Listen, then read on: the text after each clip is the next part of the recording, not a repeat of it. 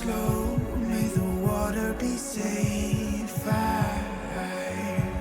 As I dive in, bloodstains washing underneath the waves. I'll be reaching out to keep you safe. As we fall, I can't hold on much longer. We're drifting down to the other side. Try to pull us under. Keep holding out for the other side.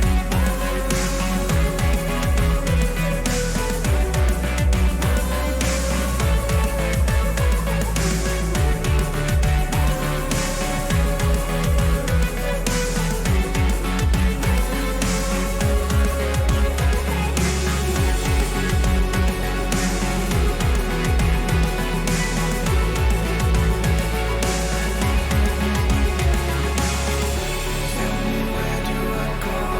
Tell me where do I take? Where do I go? Tell me where do I take? Guess that is the slow. May the water be safe. Where do I go? Tell me where do I go? Where do I go? Tell me where do I take? Tell me where do I go? Tell me where do I take? Guess that is the slow. May the water be safe. As we fall, I can't hold on much longer. We're drifting down to the other side. Try to pull us under. Keep holding out for the other side.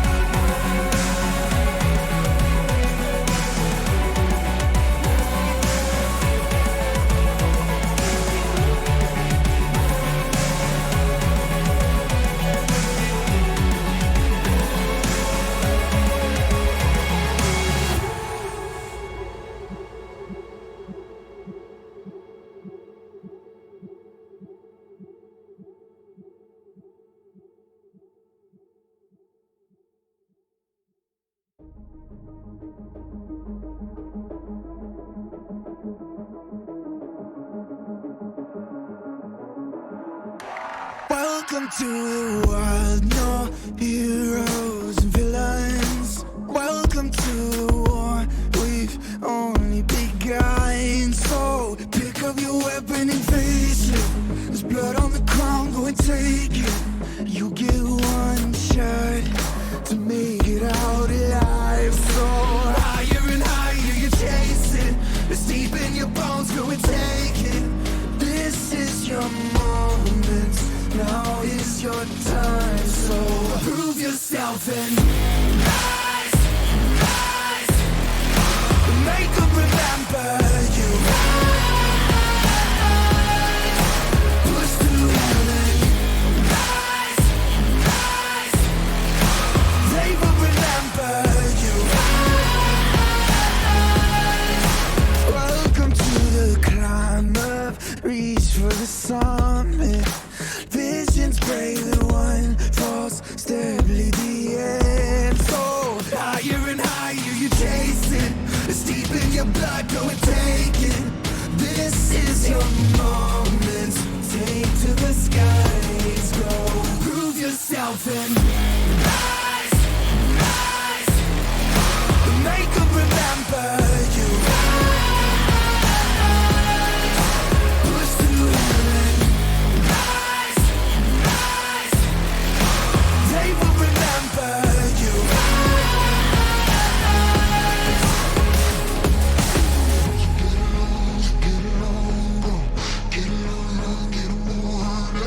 Get it on,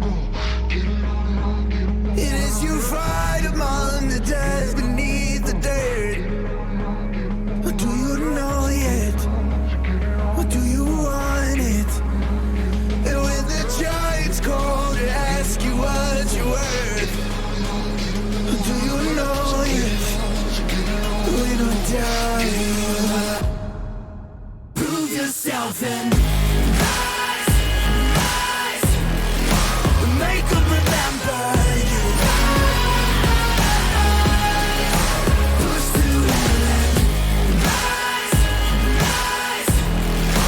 They will remember you. Prove yourself and rise. Pick up your weapon and face it.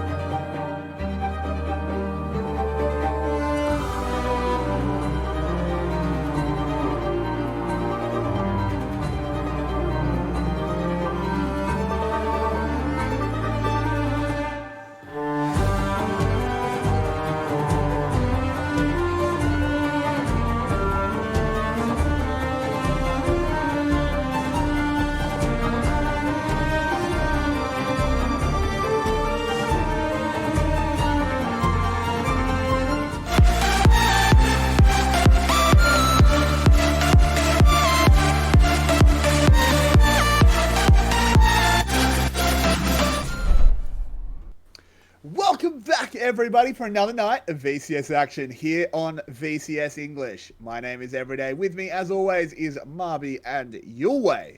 Welcome to the VCS English Analyst Desk, lads. How are we tonight? Yeah, not bad. Had a bit of a poor sleep last night, but I've had enough time to recover, so should be all good. Good news. Yulway, how are you? Great. So much Senna all around the world. G2 using the Senna Cyan tech. I dominated Clash with Senna, so now I'm ready for some VCS Senna. Let's go. Well, we saw VCS Senna on Friday. It didn't go so well. So. Yeah, can we just wait a little bit on this VCS Senna, maybe until Garena updates the patch? Yeah, that would just a bit. That would help. But let's get thick and fast into it. We've got our first series tonight. A little bit of a bottom of the table clash. Not quite dead bottom for BTS, of course, but getting down there. Taking on Flash, who are the anchor of the VCS, making sure that we don't float away. Someone's got to do it. And this split is Flash. Speed running from worlds to relegations. Nice. Yeah, real speed run. Team collapse 80%. Still haven't beat. Yeah, no, we'll see. Anyway, look, the stats are very dire for Flash, but Marby, is there any hope for them in this one? Potentially in this one. So in their match yesterday, 2 days ago, they formed up pretty okay up against their opponents. They actually managed to play decent. It was Cerberus. It wasn't Cerberus. Just blanked on that. But yep, they played up against Cerberus. They managed to win one game. They almost took a second. They played the first 2 games extremely well, then collapsed in the third. So there's definitely a decent chance. Plus, if you're coming up against BTS, who are, for the most part, looking like just a budget Cerberus in that sense that they have the weakness in the top lane, their main carries on the bot lane, and then their mid jungle is sort of filling the gaps. I think that's what you're going to be looking for. Yoshino should be able to top gap TH pretty hard, keep playing around that pressure point, get him and Div Kid, if they're performing like they did last week, on Saturday, they can just come in and do a lot of damage to BTS, and maybe we can see them pick up their first win. Yeah, so I think BTS against Flash is, it's a very important match, but it can also be very interesting, even though we're looking at the 2 bottom tier teams, or 2 of the out of playoff teams, we can say, more nicely. Because Flash is probably going to have advantages individually and from the mechanical perspective, while BTS, we've already seen, once they get to 30 minutes, they are heavy favorites to win every single game. So I think we can basically put a timer on this on every single match and say, okay, let's see if Flash can win by, let's say, 27 minutes, and if not, it's probably going to be BTS. So it's a little bit of a race against the clock for Flash, and I'm not sure they are coordinated enough to really win this race today. But it could be a cool and interesting dynamic, something to always talk and keep in mind with BTS here, because they are the late game kings. There's an interesting question here of who do you think plays mid today? Yeah, no one. I think still Stark. I think as bad as it sounds, the difference between him and Parquet wasn't really enough to justify. And they've had those 2 weeks, so they probably have gathered that Starkin provides something else to the team that they need, that can help them rally a little bit and just be a bit more of that team rather than just 5 players that wander around the map looking completely lost. Because they were actually trying to make things happen in the early game against Cerberus, and that did net them a win and a very close game 1. But we're gonna have to see how they if they can keep that improvement going over today. We'll have to see. Let's talk about players a little bit, because someone that has been struggling, who I don't think should be struggling, is Paulette. Because I would say the two players we actually expect to do really well for Flash are Yoshino and Paulette. I think Yoshino has actually been fine. He hasn't been able to carry, but I don't think he's been a problem. But Paulette has been a problem. Yue, do you have any thoughts on the Flash support? Yeah, unfortunately, it feels like he is not really giving it all. Giving it his all, I should say. I feel like the Urgot support, looking at his solo queue ranking, looking at the missed opportunity with TSM, whichever side decided to miss that one is debatable, but still, it feels like Paulette is not really playing his heart out this season, and maybe it's just for spring, maybe it's just for the first few weeks, hopefully, because we know when he plays on his highest level, he's probably the best support in the league. But right now, he's very far away from that, especially in stage games. We know he hit Challenger in Korea, but nothing to be seen in the VCS games so far. Losing lane, picking weird champions, going for over-aggressive plays all the time. So, yeah, Paulette was supposed to be the carry, the captain of this new Flash roster. And instead, he's just as bad as everyone else on the team. So, it's not a good look. It's really, really not. But he does have those flashes of brilliance, right? Like, the way I look at Paulette is he's like a, this is going to sound really mean, but let me finish my sentence before anyone else. He's like a dog. When everyone around him is excited, he'll be really excited as well and like really want to play. But if everyone around him's like really sad and dejected, he'll go slink off into a corner and lie down. I don't mean he's dumb. Mm-hmm. Like, I understand why you might think that's mean, but you know what I mean. Yeah. And, I mean, he might just be a little bit dejected because Flash did have to sort of put together the budget roster after their first choices all got sort of nicked out from under them. So, Paulette maybe quite a little bit upset that he's got the roster he has to work with, but very true. But we are heading into Champion Select. I've got the transitions. Do you? As the bans are coming in, BTS over on the blue side. It is Seth, Irelia taken out, and Thresh will be the first one removed by Flash. Where are we looking draft-wise here, lads? Let me put up my nice document. Flash has got a very decent plan for themselves, just hitting the support pool, trying to remove their comfort from Ilio, who's been a big part of BTS's victories, and also taking away the Zoe from Glory, even though that went completely unpicked and unbanned in the last series they played for absolutely no reason, just Iris not wanting BTS to rely so heavily on that crutch. But that's going to open up an Olaf for Drakthar. That's one of the best performing junglers he's been on. But it's in this current state of the meta, jungle is really just picking your favorite of the S tier junglers and then letting the other team respond. Yeah, and letting the Olaf through on this patch is always a little bit of a question mark from Flash's side, especially because Drakthar has shown so much comfort on this champ, so much proficiency as well. His most played now up to 4 games already, which is quite a lot in this short season. On the other hand, Udyr not picked, passed on by Flash, even though it's the most played for Meliodas, but Meliodas has a lot of games on Lilia as well, so he has a very, very small champion pool so far, only 3 different champions played in 10 games, so a little bit surprising on that side. But we see, once again, this is late game Draft Kingdom for BTS already coming up, or maybe not quite as much as yesterday.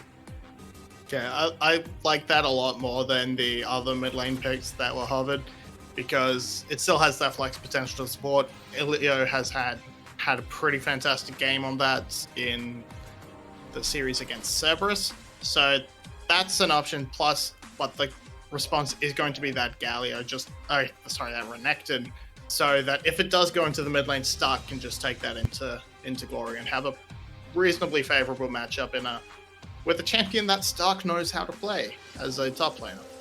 Yeah, it can still be flexed into top lane as well, right? So, Yep. whether it be Stark in top lane or Yoshino in top lane, 2 top laners, we know how this works. We've seen it so many times before on the VCS. It's kind of the VCS special to have 2 top laners in your solo lanes, because all the mid laners are trash in this region, so you need more top laners. Gam won a title with this. EVOS last year actually got to top 3, challenged Gam to a best of 5 series, very close to actually progressing to the final without a mid laner as well, so it's possible. Not sure if Stark and Yoshino are the correct 2 top laners to play there. Players like TH come to mind more, because they can actually play mages as well. But Yoshino is a very good cannon player. You can play cannon in mid lane. So, interested to see where we want to go here. No cannon mentioned in the ban list. Instead, Pantheon super late as a support ban against Palette. Not sure if I like that. I think it makes a decent amount of sense. Pantheon, of course, can go into the solo lanes on this patch, so taking that away, you're expecting Flash to pick their support here anyway, so maybe just trying to remove one of the ones that you're more scared of. Because this way they still have the Renekton open as a flexible option. I imagine that Galio will probably most likely head into support, but we're going to have to see. Vlad is still open for BTS. That's been sort of a crutch pick for TH. But they can go to whatever they really want. I really like this The pivot Orianna here. top it. I like the Orianna into mid lane, Galio into bot lane. Not only has Elio shown a very good Galio, or multiple very good Galio games, overall Elio just a super good performer right now. Stepping up from his Leicester days for sure. But also, now Renekton doesn't really want to go mid lane anymore, right? Renekton into Orianna, maybe you can farm evenly, but that's not really what you want to do. Now with the extra pressure of adding a Gnar on top of that, where do you go now as Renekton? Renekton is kind of a trap pick now here. You can try to go Renekton Lydia hard topside focus into the Gnar maybe, try to get a kill here or there. But yeah, this puts a lot of pressure on the Renekton lane already, because he has to do something early. If not, he's going to get outscaled by either side of the solo lane matchup. And it looks like they're going to take the Lucian into this Orianna pick, which is decent. I'm very interested to see who decides to pilot that in the end. It's currently sitting on Stark, but that could change at any point in the next 20 seconds. Overall, though, I think both teams have done very good at moving their draft round. BTS, please make that swap, or we're going to have to remake the champ select. Still 10 seconds left, so Guys, Come on, guys. Guys. Not again. please. Let's assume they're gonna do it. Let's here we go. Come on. Wait, don't you know that no. the support Olaf? It's amazing. I've It's actually played the 5-head support counter Olaf. pick into Leona, because she can't lock him down. So, come on. There we go. guys. Why? One Look, button. I'm just it's saying, one clicking button. this. Whoa! It's 2 buttons. You have to accept the trade. Whew, pretty tricky. Whoa, 2 people having to click a button. VCS can't do that. Great start. Yeah. BCS strikes again. With Why can't the they do champ champ select? Why can't they do champ select? Yeah, they only had to do one more thing. Just swap the champions. It can't be that difficult. Maybe they had some Venom lag is or champ- something and they couldn't. Who knows? Yeah, Yeah, I would have. maybe. It's like, jokes aside, it's probably a client bug. Let's be Yeah, real. But yeah, Vietnamese champion select strikes again. That's just how it is at this point. We're just used to it. Well, we assume the champs are going to stay the same, right? It's going to be these comms clashing. I'm very, very scared for Stark's Lucian. I don't think Stark should play Lucian on stage. If you summon your captain player who wants to retire, who's not really an active pro anymore, who's probably still close to pro level mechanics, but maybe not quite on the top there.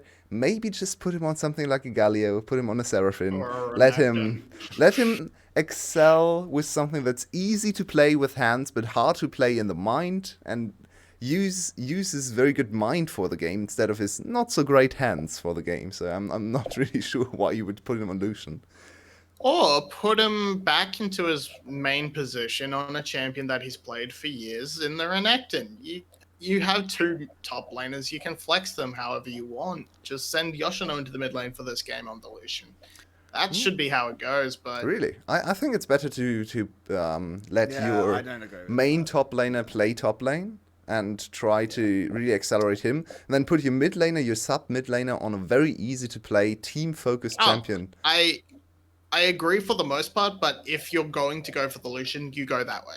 Fair enough. I mean, yeah. Fair enough. Yeah. The question is, why would you go for the Lucian? Hello, Surge. Why? Yeah, I Don't use I all don't your bad agree with that. drafts. It's hard to get them, okay? You only get 60 if you subscribe every now and then. So don't use all the bad drafts in one draft. You need to be careful.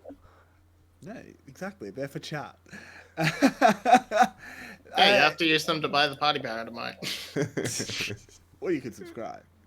Give us 5 Yeah. Anyway, I think you could argue that this is an okay draft from Serg if you turn nameplates off. Yeah. I think the draft is fine, honestly. It's very like aggressive, Lucian- very short range. It is, but we want aggression. If you can't play the 30 minutes against BTS, Yeah, you don't that's win. a fair point. That's a fair You point. just have to like Flash's game plan this series, as we do see the drafts up on screen. If you can cut to that quickly, like they just have to cave BTS's skulls in. If they don't do that in the first 15 minutes, they're not winning anyway. So you may as well play some like guys with some big boots on.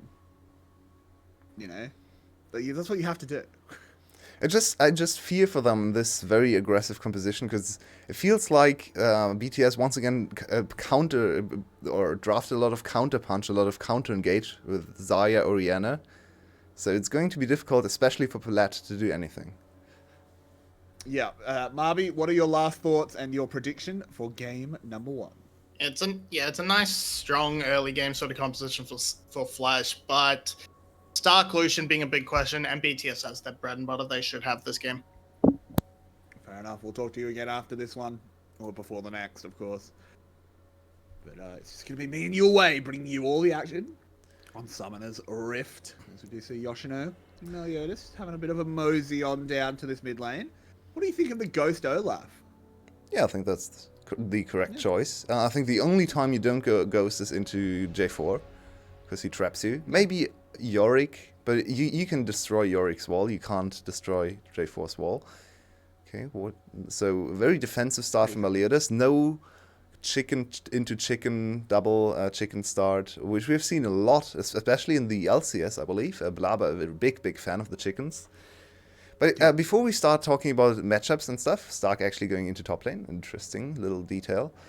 I wanted to reiterate how different the trajectories for these two teams actually are. If you just look at the score, it's 1-3 to 0-4. So it seems like both teams are struggling. But BTS, even though they failed to win a lot of series, they are actually doing quite well for themselves as a projected bottom team. 5-7 in games, so pretty close to 50% win rate. While on the other side, Flash is really struggling. 2-8 in games. Very, very bad win rate, only 20%, 0-4 in series, of course, and now already making a roster swap. So Flash really needs to hit something today. If they lose another series, I would... Oh, no. Oh, no. How has that happened? How does the Leona die there? Do you still have the clip? The old Palat int? He has Flash. No, he has Flash. And I believe there was no blade caller used, because all the feathers were still around, so... Well, I guess it's time to put this dog down.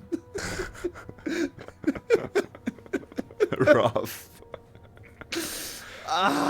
Look, Palat, that's shocking. Yeah, it's unacceptable. It's just a level 2, Yeah, I think it basically just comes down to disrespecting level 2. That's a silver mistake. That's something I always ping when I play bot lane with a random. Please respect level 2. You can lose the game here, please. Let's just not miscount minions. And it seems like Palat did that. So yeah, level 2 hit. Palat way too far forward. Oh, Blade Caller actually was used. I think he can flash still here. You can flash at any point. Absolutely still flash there. I think he didn't expect the damage from the last feather. Big Kuro using, I believe it was the W feather extra damage. That's 20% extra damage there.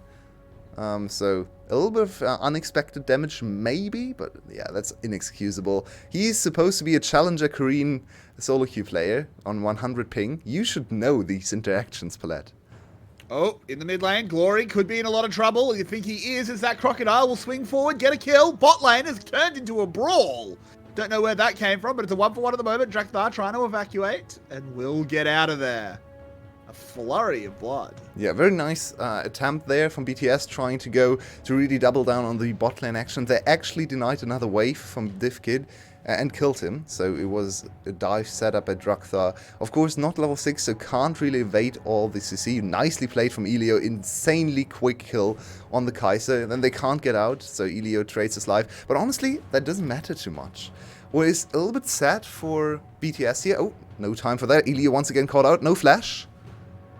They are going in. There's a good taunt there, but Elio, no real chance. And Flash are firing back well. They've actually got themselves a 1.2k gold lead despite the fumble in the bot lane. And this is what they need to do. They can't let this aggression stop. Yeah, playing very well around this very strong 2v2 in mid and jungle with a lot of early prio. They also have used Drakthar's early detour into bot lane, cost them a lot of time, and now Valiant is far, far ahead. Now the counter dive. Oh, Big Koro's in a lot of trouble as that Crocodile bears down on him, and there it is, slice. And the Kai'Sa gets the kill. But Flash are actually firing on all cylinders. Now the dog's going to be getting up. He's excited. He's good to go as he tries to evacuate and finally uses his flash. Hey, it was all along gone. Waiting for his moment to not die to the turret here. Nicely done. So very, very, very good moves from Flash. Yoshino absolutely dominating this mid lane matchup and getting pushed all the time, enabling Meliodas. Meliodas also punishing the early, maybe over-aggressive moves from Drakthar. In hindsight, I think you can call them over-aggressive. Well, now he's looking for a kill. Coming in, but he's just going to slice away. Gets a lot of damage in. He was one axe away from a kill, but was not able to find it. Will force Yoshino back to base. Yeah, and Stark actually isolating the top lane matchup, giving... Oh, Gnar looking for a solo kill. You might have cursed him, as the solo kill attempt is definitely coming in. It was a good Gnar against the wall. Good TH flash. Gets his stun flashed away from, so Stark will live. But he is still 20 CS ahead. So, I wanted to talk about top lane just a little bit, which seems counterintuitive because nothing happened here. But they actually, with the constant pressure from Stark, they enabled the bot lane dive just a minute ago. Because usually TH would just teleport bot lane, you counteract the dive, you get 3 kills, the game's over. But because the teleport was blown... This is turning into a real fight down here, as the junglers have arrived. Drakthar tagged up, but the Lilting Lullaby available. They don't want to use it on the Olaf. Why, Palat? Why? They end up doing it. Palat throws himself into the gates of death. But there's going to be a round 2 to this dive your way. It does not stop here. Orianna late. There's She's 3 coming. men under the tower. Can they stall? I think they might struggle to do that. Elio will be the first target. He goes down instantly. Yoshino goes down, but the Blooming Bows take down 2. Dies to the tower on the way Stark. out. And Glory No flash for arrives. Stark. Stuck in between 2, though. The Kai'Sa ult not available. Still only at level 5. What Does was Stark have that? access to the culling? He doesn't, but he's doing so much damage. Can't quite get the last shot. This actually is a really irresponsible place to be, but doesn't get hit by the It is. Kai'Sa W. So they push in one more plate and they deny Fuse CS and experience. I think overall not the greatest play for Flash. They didn't really get anything out of this one, and at least they have nice lane assignments, very quick thinking there from Yoshino to go topside. But let's look at this in from Palat again. He's level 4, no flash, remember, into Olaf who has his ult available, so I'm really not sure what this engage is supposed to do. Very unnecessary exhaust, by the way, from Elio. Should have tried to keep the exhaust for the dive. They didn't anticipate the dive, and Yoshino, does he hit level 6 from the ward? I don't think so. No, Yoshino's still level 5, so he's pretty squishy. Now he hits level 6. On the first kill. He doesn't get, the ult. Oh, yeah. It's a 2 for 2 in the dive, 3 for 2. I guess overall 3 for 3 in kills. So it's not actually that great for Flash. Still slightly advantageous because they deny a lot of experience, but could have been executed way better. Maybe don't go for the dive there with a super squishy Renekton Lilia. Still no ultimate for Renekton when they started the dive. Yeah, very true. Yoshino has gone up to the top side, as you pointed out, just making sure the lane assignments are good for the moment. Drakthar has made his way over to the Rift Herald, not actually spotted, so he should be able to get this one for free. Over on the bottom side, Meliodas forces a cleanse from Big Koro. I don't know if he needed to cleanse that one, but he played it safe. And I hate how BTS is playing around their bot lane, or rather, how they're not playing around their bot lane. They are leaving them out to dry. It's so sad. What could BTS's bot lane do? They're getting dived on. The jungler is constantly in bot lane as well, and Glory and BTH do nothing to help them. Drakthar is not even close, and they deny another wave. Look at the CS disadvantage in bot lane, and that's not Bikoro being bad. That's actually after Palette inted away kill level 1. They are 30 CS down. He's 2 levels down to Divkid. It's ridiculous. It's just super irresponsible. This is an absolutely massive bot gap, and it's not on the bot laners from BTS.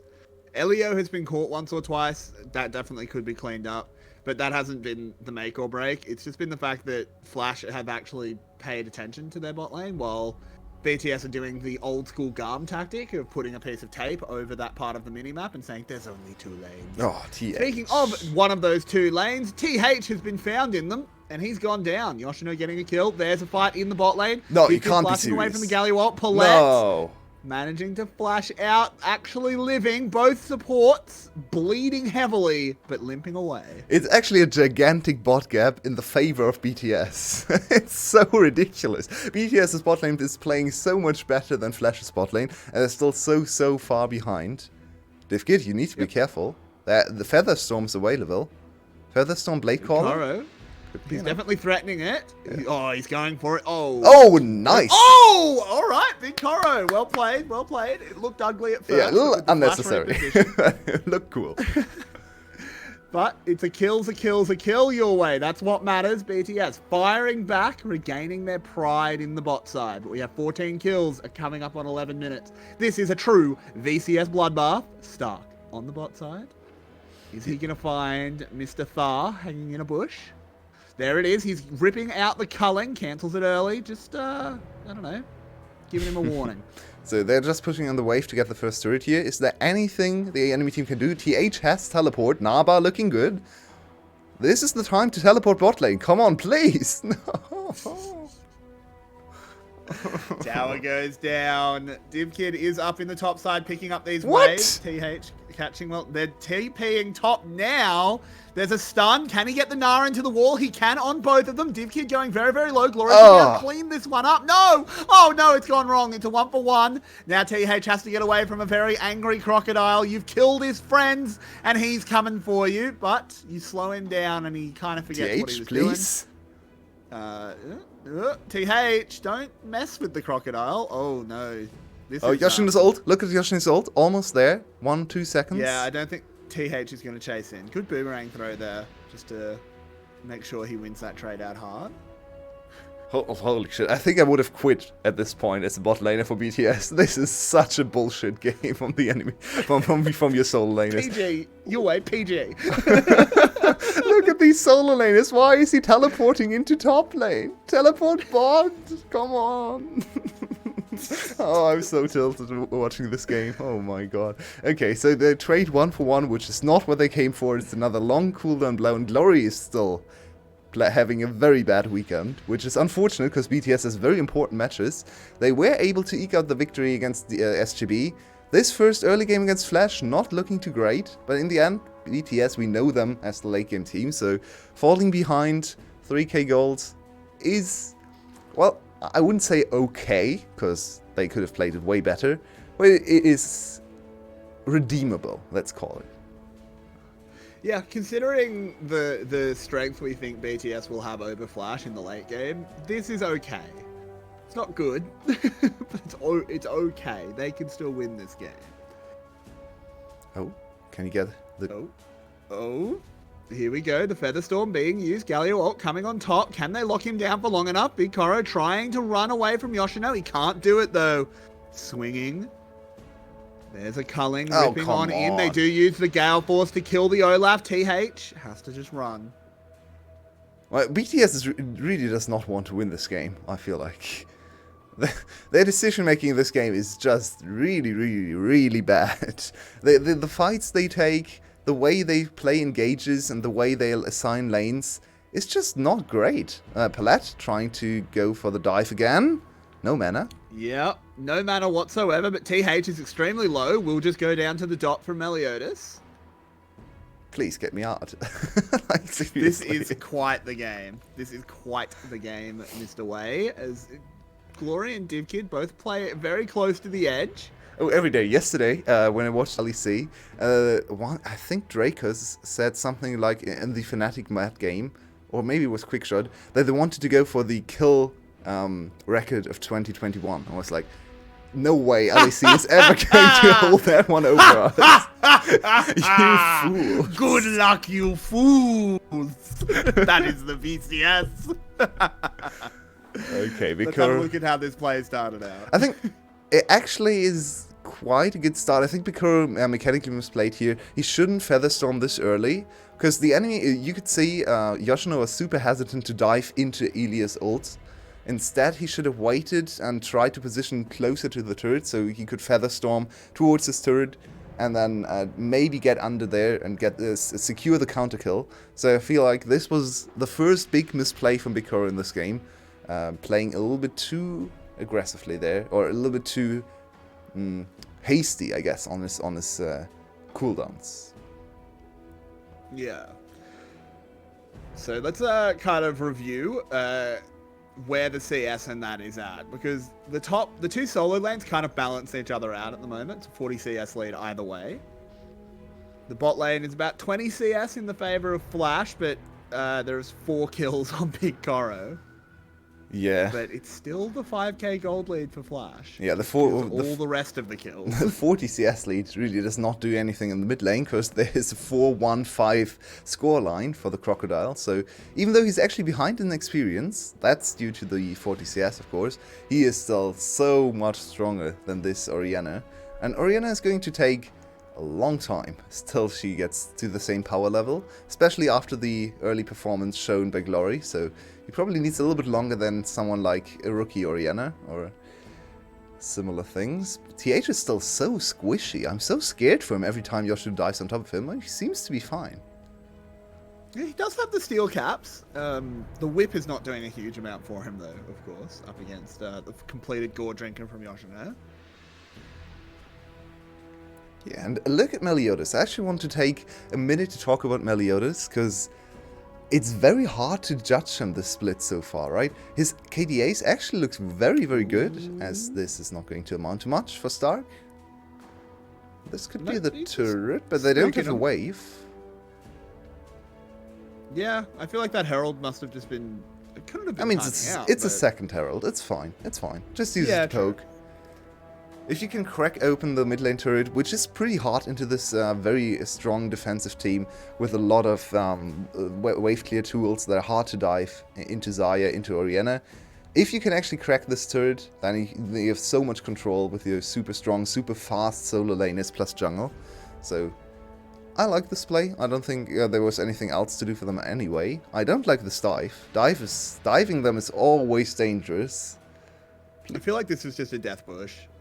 Not so much a dive. I think they were just waiting there, see if anyone rotated through. Fair enough. And just get the easy one shot. While DivKid was just farming the waves anyway, your jungler was securing the dragon, which they do move up to 2 stacks of. We head to the Ocean Rift. Very aggressive. We're getting yep. We're getting wet here on Summoner's Rift as the Ocean Drakes is going to spawn. The mid lane is cracked open, as we just saw.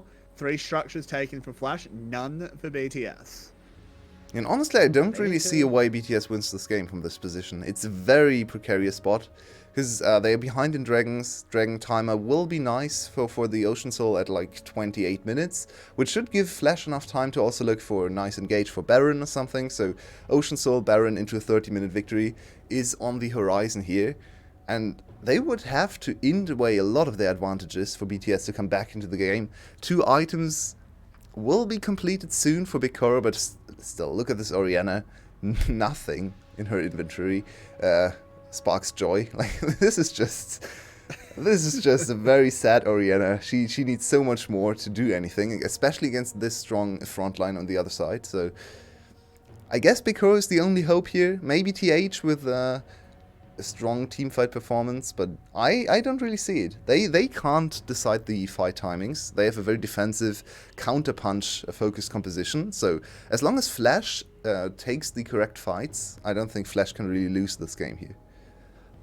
I think the big hope is Raiden Koro. He's got 4 kills as a Xayah. He's got his Kraken Slayer. If you delay the game long enough, the Xayah can carry. The problem is Xayah is one of the strongest counter punchers in the game, right? One of the strongest disengaged ADCs, very hard to kill. But without an enchanter, I'll hold the thought. Stark might be dead here. Yeah, he's in a lot of trouble. 4 big boys bearing down on him. Glory's got to play it safe that he doesn't get one shot, but nope, the axes rain down. That's a shutdown for the Olaf. Yeah, and traditionally you'd say, give the shutdown over to Orianna, but this is still Gore Drinker Prime Patch Olaf, so a little bit more oomph on the Olaf punch is probably nice, so I don't mind this too much. Orianna ult wasn't great, but they get the kill, and honestly there wasn't much Flash did accomplish on the other side of the map.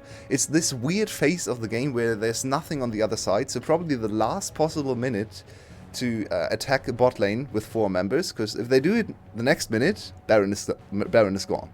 So good timing for BTS finding the perfect opportunity to punish Stark and get a free kill, a free shutdown, and a few assists. Yeah, I mean, look, Stark. He's been out of it for a little while. He was coming back in, and then he went, "Oh man, got to brush up my fundamentals. Zeros is still the best top laner in the league. I'll just copy what he does." So he overpushed in the bot lane. And got The classic matchup: Stark against Zeros. Please don't copy Zeros Stark, please. That would not be great for your playstyle. So BTS slowing down the game, or rather the game itself slowing down because there's nothing to do on the map. But still, this is now where we see the patience of Flash, the cohesiveness. Can they advance into the enemy jungle, deny jungle camps? Can they push in waves on the side lanes to get advantages, to deny waves, get more experience, more farm under their belt in the next few minutes to get strong enough to get to an item point where they can threaten Baron? If they get another item for Divkit, for Meliodas, for Stark, they can burst Baron down, and then it's on BTS to be aggressive again. So this is always the vacuum between 20-25 minutes. You have to get to a point where you're strong enough to one-shot objectives, or you just wait for the dragons to scale. That's okay as well. It's kind of boring though. You want to have something else to do as well, right? Waiting for the dragon to spawn where the enemy team is not going to contest whatsoever, so you don't really have anything to do in between. You always need to find something else to do. Yeah, exactly. Oh, we have a little bit of a catch brewing. Oh, the Leona ult is absolutely massive. Praise the sun into the Lilting Lullaby. Somehow they only get that 1 kill onto Elio. Oh, they're moving on forward. TH getting a little bit spicy in this one, trying to turn it around. Divkid dealing a lot of damage. There's the Featherstorm. The Blade Caller doesn't do a whole lot with that Zhonya's being used. They're trying to get out of this one. Stark in the backside. This is going terribly here for BTS. They have been cleaned off of the map. And Glory will be the last one there. He will not take home any glory as Stark takes him down. And that was a perfect example of fighting with the gold advantage. That was not a winning fight if you're behind or even gold against this composition. No way Stark survives, no way Divkid can dive in if they're not 5k gold ahead. But this was very good execution from Palat. It got spicy after TH found a good angle there, but in the end, not enough damage on the side of the carries for BTS, and they were just able to outmuscle them. Look at this one. Not sure why it took so long to press R for Druktha. Just press R immediately. Come on. but a very nice counter engage from TH. He doesn't get the stun, crucially, on Meliodas. I think Meliodas is dead if he gets the stun. And Stark, with Prime Zera's movement here, into the backline, assassinates Xayah. So maybe it is time for him to channel this inner Zeros. And yeah. Glory, I'm not sure what the flash was about. You are dead in that position anyway, so please, just keep your flash. But now it's Baron, even before they have to pressure the Soul. So now Soul is basically free. Look at the gold advantage, it's 8k. So even though sieging with this composition is not easy, because no one can actually attack the turrets, you have so much poke, you have so much zoning, and such a strong engage potential, that should be enough to just pressure them off the turrets and slowly progress into the enemy base.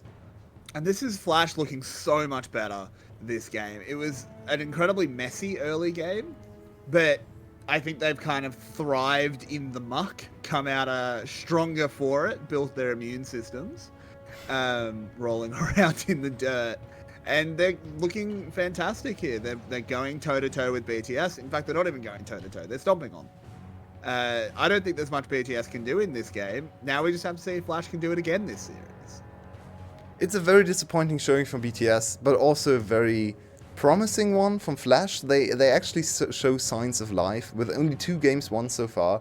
And those games where the enemy team helped quite a lot, which, to be fair, is happening in this game as well.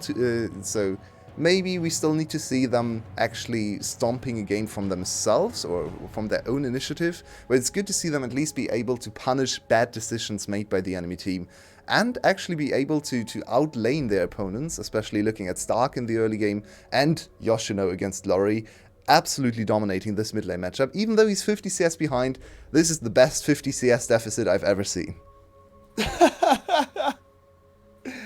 Very true. And yeah, I mean, I guess we have to just sort of almost start looking at game 2 here, because it would take an absolute miracle for BTS to get back into this one.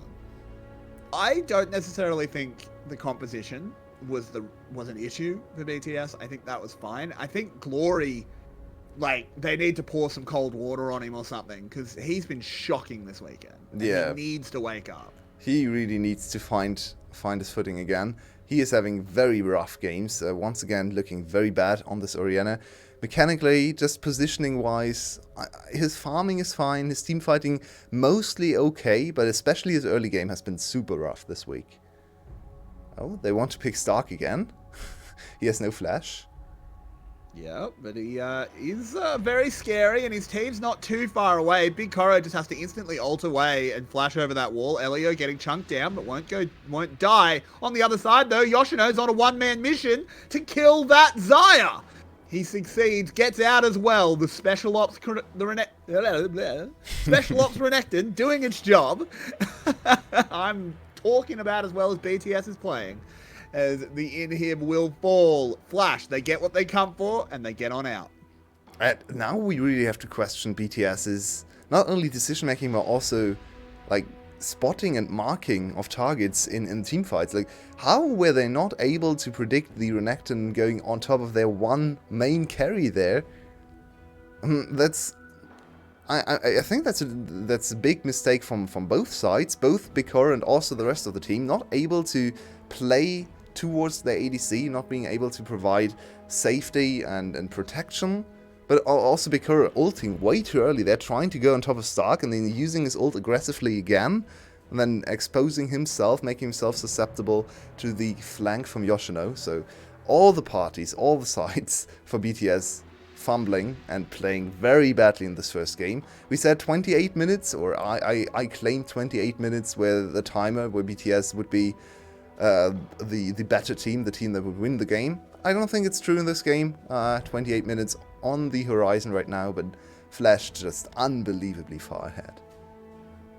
Yeah, I mean, I think had the game been closer, you could start to see BTS turn it on, but it doesn't really matter how much better you are when you're 10k gold down. Yeah, it's true. You don't have to be very good to win from a 10k gold lead. So I think, particularly when you have 3 Drakes and the next one spawns in 45 seconds. We don't really have anything to talk about anymore in this game. It's just over. We just wait for Flash to close with the Drake fight in 30 seconds. So I made a really good omelette today.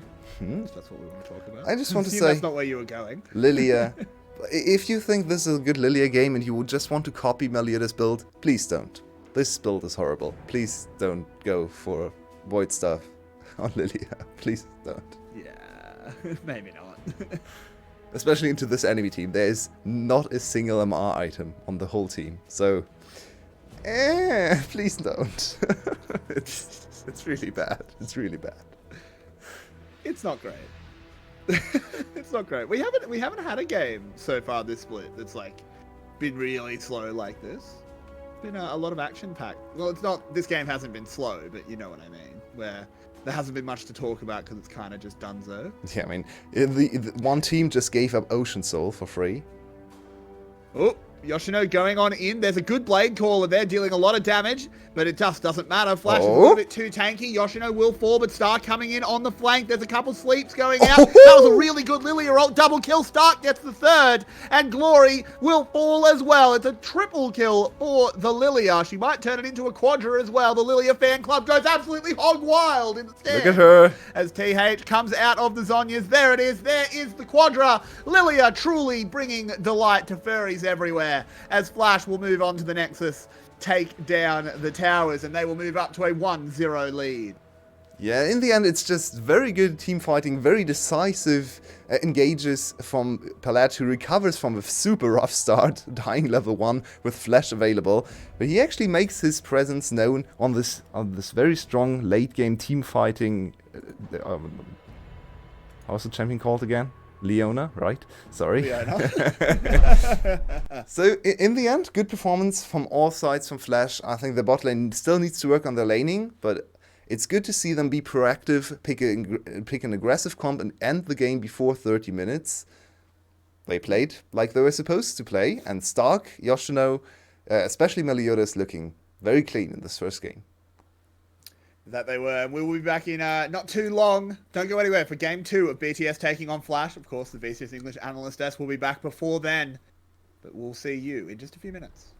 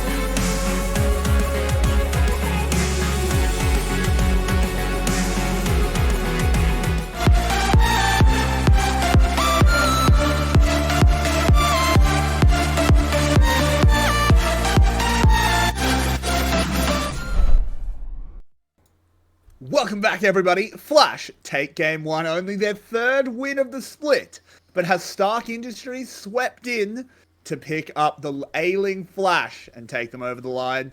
Certainly seems that might be possible after that performance in game 1. Marby, welcome back to the desk. What was your take on game 1? Oh. Glory played like absolute garbage. True. He did. Yep.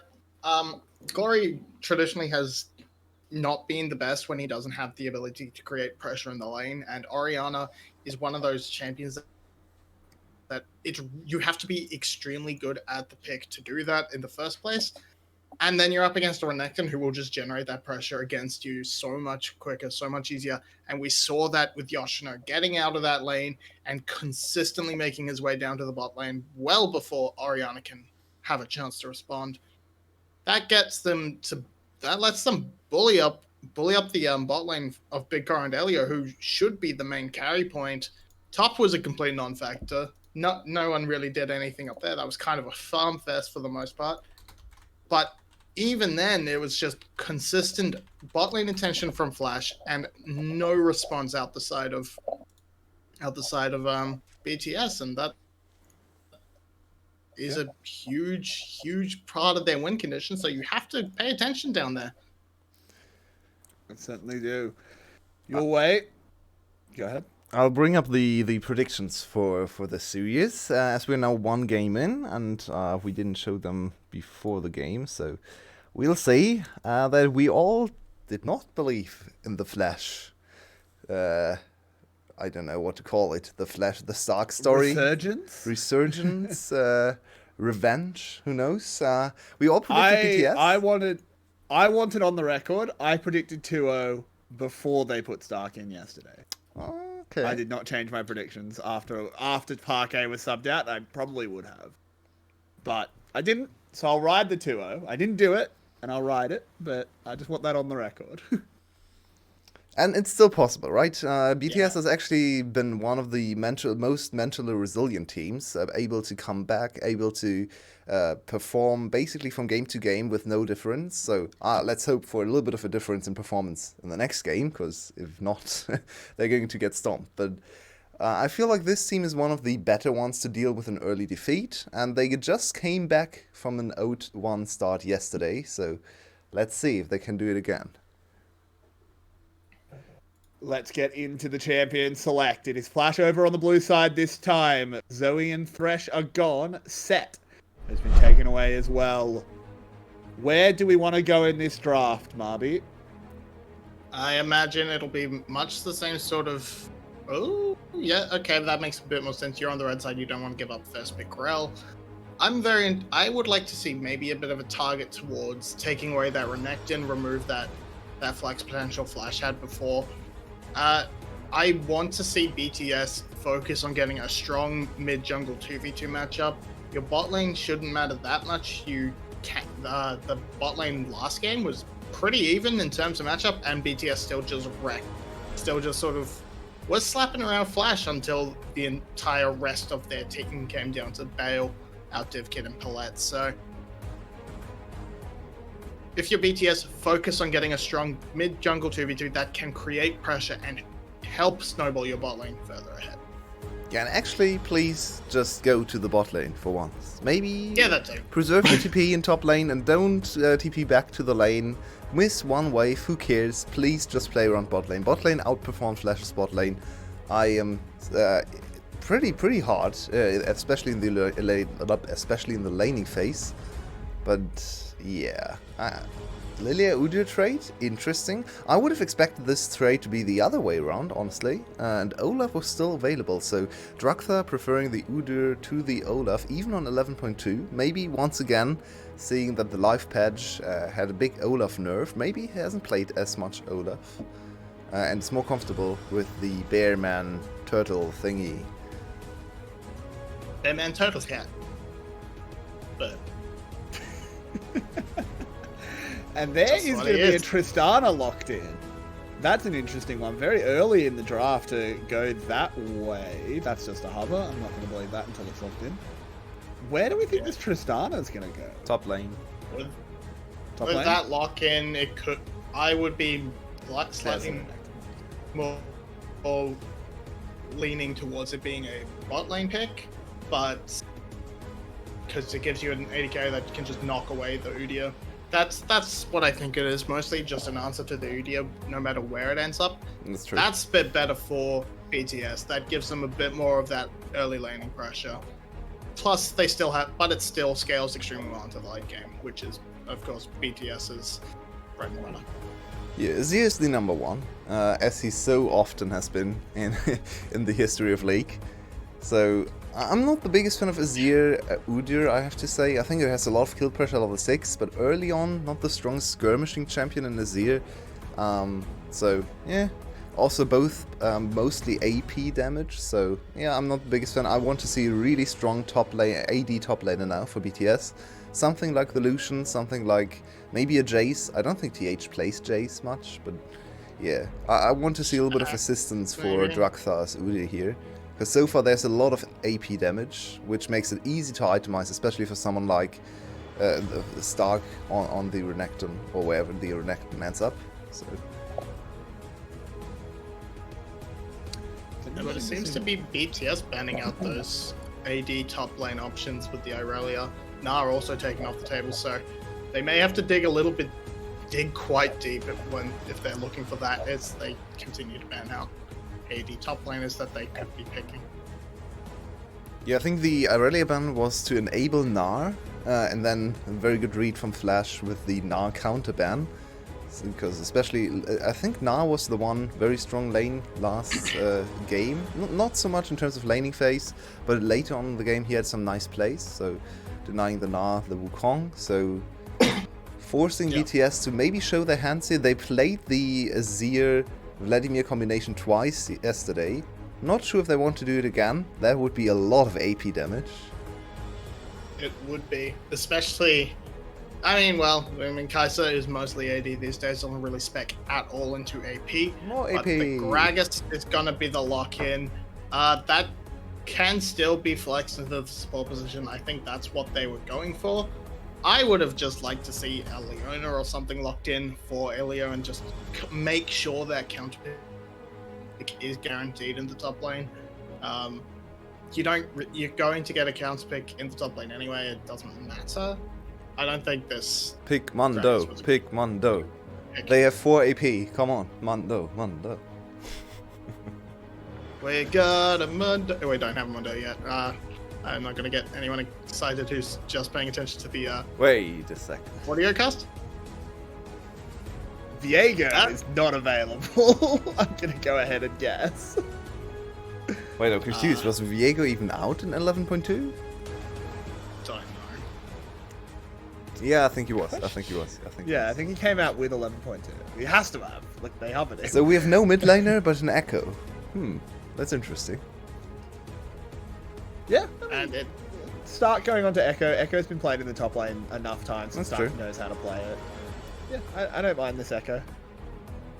Triple AP topside though. Yay. That is what BTS is running with. As the game goes on, it's not going to matter as much because they're both going to be tanky. I mean, depends on if TH decides to play AP Gragas, which I do not think is a particularly good idea up against a Renekton.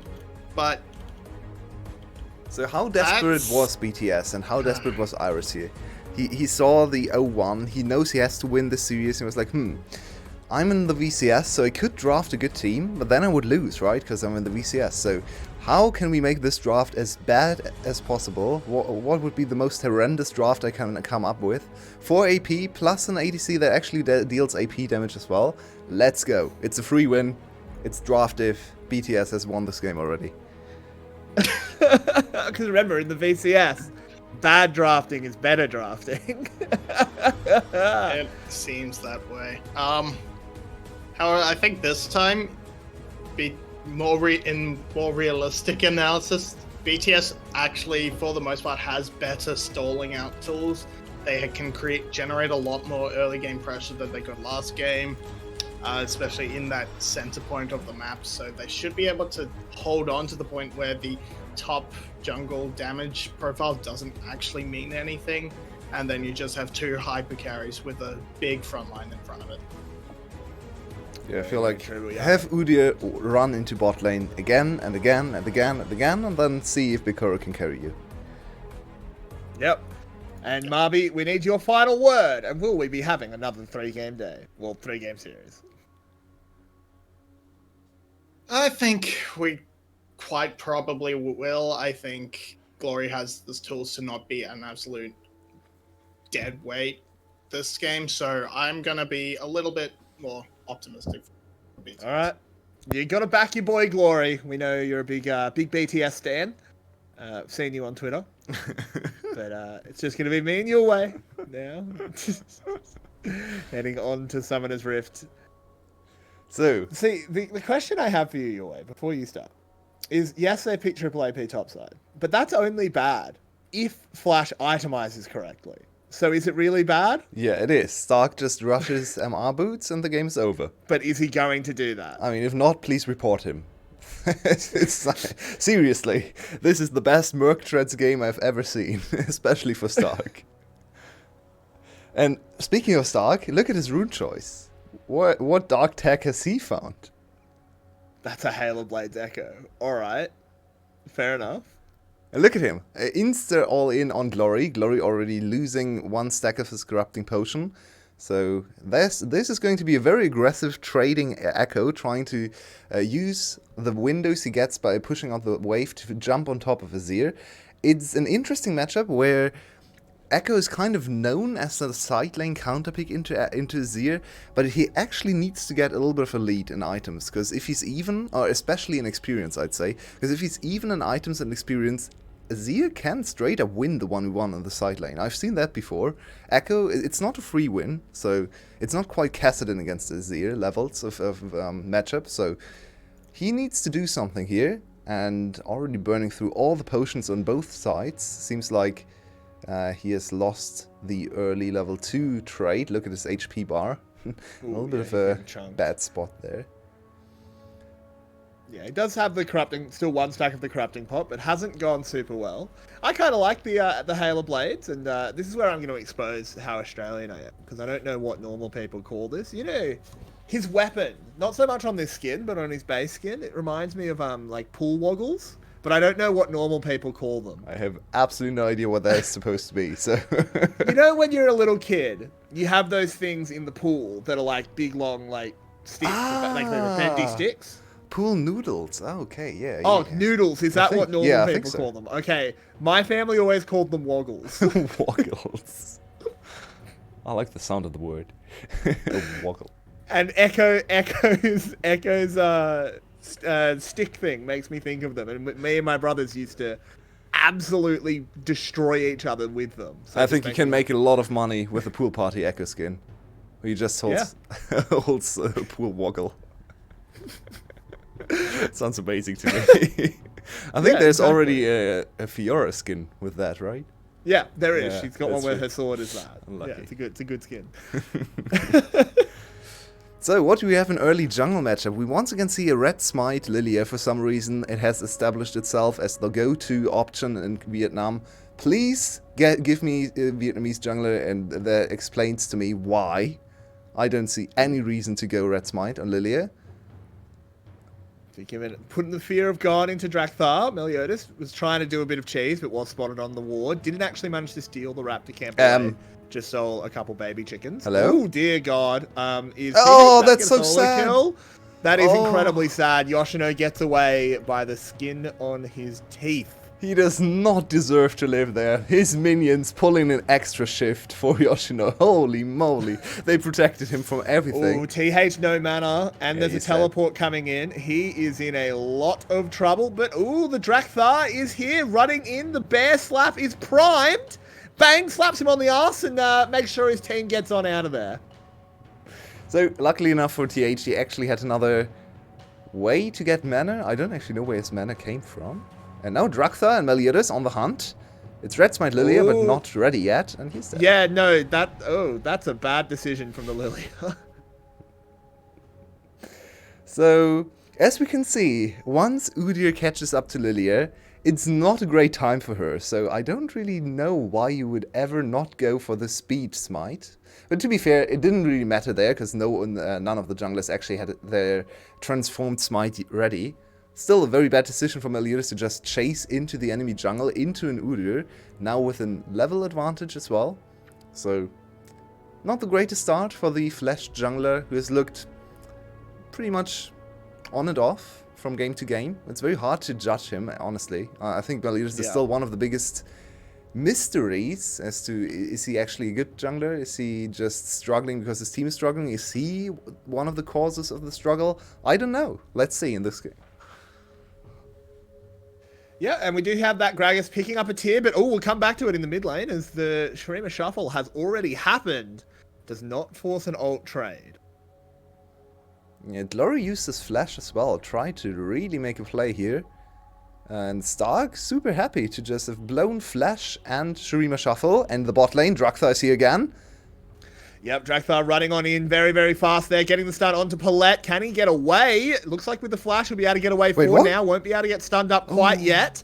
But they flash on forward, they take him down. Big Koro getting the kill. DivKid leaping away. But it's still one kill. Yoshino posturing aggressively in the top side, but diving a Gragas 1v1, I don't think that's a good idea.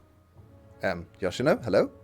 Oh, okay, he's going to do it anyway. He's altered. He nearly does enough damage. That was very, very close to working. But in the end, TH survives. Okay, Meliodas is here. He wants the free kill on Gragas. Oh, okay, nope. This is a little bit of a map split now on the other direction. Last game we had an extreme bot lane focus for Flash. Top lane won on its own, and then they completely focused on bot lane. This time around, I cried for it in the last game, and now we finally get to see BTS actually play around their strong bot lane. So far their 2v2, their biggest strength in the whole season, and now starting with the kill, starting with the gank for Big Koro. All summoners still available, or almost all summoners still available for bot lane, while there's only one Flash, Elio. Bad spot. Yep. Yeah, but the stun is doing well there. A lot of work out of the Echo. Elio is going to go down to that satchel charge as soon as it goes off. Glory joins the fight. DivKid is incredibly nervous about going in. Look at Drakthar. I honestly think you could fight this one. Stark doing a lot of damage, but Drakthar is too tanky. Big Koro benefits from the kill. Drakthar with the Udyr mechanics, just standing close to everyone and spreading his Phoenix AoE damage. Nicely done, good positioning, and well played from BTS. Elio, he is kind of prone to just getting randomly caught in the transition between lanes. Happened last game, happened this game as well, but this time it results into another kill for Big Koro and another nice kill for Drakthar as well. So it's a very, very good start for BTS. They are supposed to be the stronger late game team. They have a strong late game composition, a little bit heavy on the AP side, but in the ultra late game it's actually not that big of a deal because you have two hyper carries. We're setting up another. Okay. Oh, party barrel watering the plants. Oh, Yoshino not getting moved at all, but he will oblige and move himself forward as his team reinforced. 3v3 in the top lane amounts to nothing. TH, come on. I know you're tilted because you didn't get the free solo kill, but come on. Yeah, not the best. Stark and Glory just going at it back and forth, just making it annoying for each other to farm. Yeah, Ali needs to catch a little bit of experience because he's still level 5. Would be nice to have the Galio ult to react to plays. Of course, isolating the ADC matchup is quite nice for BTS right now because they have better setup and way more gold on Big Koro right now. I might have saw the wrong thing. I need them to click on TH. I don't think he's put a point in his queue. Oh. I don't think he has his queue. What? I mean, Gragas is one of those champs that can actually max every single ability, so it's not like you have to max Q. It's very surprising to not even skill it, though, because it's a slow... Yeah, not even skilling it is insane. Maybe that's some I don't think advanced he's even top lane skilled it. Gragas tech. I'm not sure. Maybe you Yeah, need... I'm not sure. I don't know this. So Stark's ult is putting him in a not so great spot right now. He can't really travel back, but he's still close to the turret, so it should be fine. Elio now level 6, 2 level 5 with Palette, so right now bot lane can't even Okay, he's think. put 1 point in it now. He's got 1 point in it. So he's maxing E, which makes sense because the cooldown goes down. You get to trade very aggressively into the Renekton. So I think you can max W as well for max damage, I believe, and Q just for poke and safety. So all 3 options available. Stark, potentially in some trouble here. Oh, he's too fast. But, yeah, He is so they're not fast. gonna chase. And look at his boots. Stark does not need to be reported. I like it. There we go. It's MR boots early, which makes a lot of sense, by the way, into this composition. Also MR boots for Yoshino.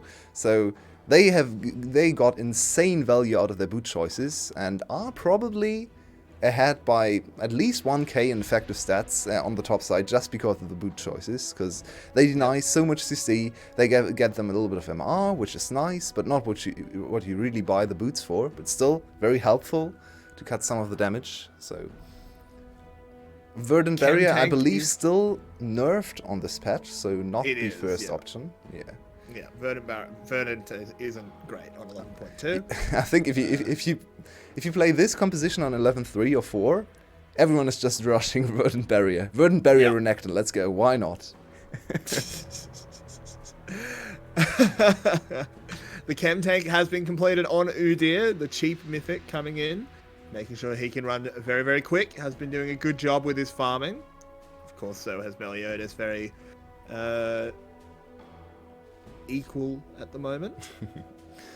The Dragon's coming up. Good mid lane pressure right now and grouping from BTS. They are a little bit ahead of the play with the earlier ADC reset as well. So Kai'Sa is going to be able to push in one more wave, making it very difficult for Divkid to contest this one. He would have to give up a whole wave, maybe even a stacked wave here. So this should be a free Dragon for BTS. Moving up to 2-0 in Dragons, and it's going to be a nice rift here. Fire? No. No fire for them.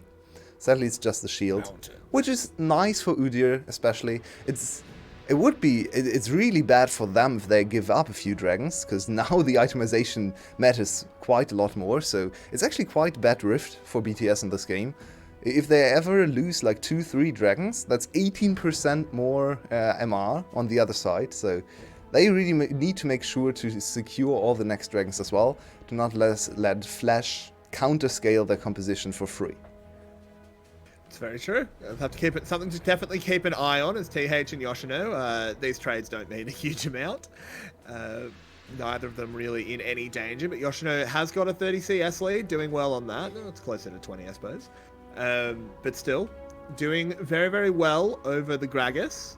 Glad to finally see a proper tank Gragas, though, in the VCS. He's struggling with mana, though. He's spamming his abilities, has a tier already, and is still out of mana constantly, so really struggling in this matchup. Maybe the E-Max wasn't the choice today. I don't want to doubt him. I think E-Max is actually quite good into Renekton, but not playing the lane perfectly. Also got a lot of pressure put on him in the early game. Divkid in a lot of trouble. Drakthar bearing down on him. The Buster Shot is not available. But he does manage to get away with both flash and heal used. Drakthar on this Udyr is really exerting his will on the map. The Solar Flare is used. They're going to go for the play here. Yoshino is coming on in, but so is Glory. The taunt is good. Wait, Divkid, what? Drakthar. Divkid, what are you doing? Fool! Fool! You can't Yoshino do that! Didn't really have anywhere to go. He gets on out. The Swirl Seed misses. Will not be able to tag the Lilting Lullaby. Of course, it's not up. Stark dives into the backline. Can he get the final bits of damage? No, he can't. Drakthar looks to escape. Big Koro looks to escape. And BTS have gotten away clean. And after a very rough first game with mechanical mistakes from all positions, basically, we see great execution finally from BTS. Impeccable team fighting, 4v5 on the play, and of course Divkid also not with the greatest execution there. You should probably not jump on top of the already completed tank item Drakthar there, who's also a level ahead of you. Maybe don't do that as Tristana, it's not a great idea, he got wrecked on the side. But also the rest of the fight, very nice kiting, good dodging from skill shots here and there, a lot of visual noise in this fight, and they were still able to be precise and anticipate what was coming. Look at the Swirl Seeds, everything dodged there. Swirl Seed here, everyone stepping away from the W as well. Very nice turnaround from Drakthar to stun and get the Echo away from Bikoro, and then nice last dodge there as well. So Mechanically, clean execution, another kill over to Drakthar, and they are in a very good position, even though it's only 1k gold lead. It's quite a good spot for the BTS comp. The big part here is they've completely blunted Flash's aggression. That was probably in game one. Flash dragged them down into the dirt with them, and they did better in that situation. When the chaos was happening, when there was kills everywhere, that's where Flash was thriving, and it let them get so far ahead that when BTS's coordinated play kicked in, it was too late. This time, BTS has not gone into the mud with them. They're staying clean, they're staying dry, and now, yeah, it's only, that 700 gold lead, not particularly impressive, but considering it's BTS, they just want to go into the late game even. They don't care if they're ahead. And I really like this analogy with the mud and so on, but you can also just say they actually discovered the bot lane and were able to be first in bot lane this time. Drakthar, starting very early in the game, actually went to bot lane and, actually brought the most important lane on the map ahead, and BigKuro paid him back with 2 kills and dominating his lane. He got both of the dragons set up for his team, so this time around BTS actually able to recognize that their bot lane is probably the better one, and they need to get the kills on Kai'Sa because she's the only source of AD damage. So I like this execution from Drakthar, from BigKuro. Nice game so far. Rift Herald looks to actually be contested. Meliodas has to get forward very quickly, though. There's a smite. Yoshino going in, as you said, Stark coming in on the flank, doing well so far. It's a big lilting lullaby as well, but they can't follow up on it. Glory, will he survive? He won't. He goes down to the burn.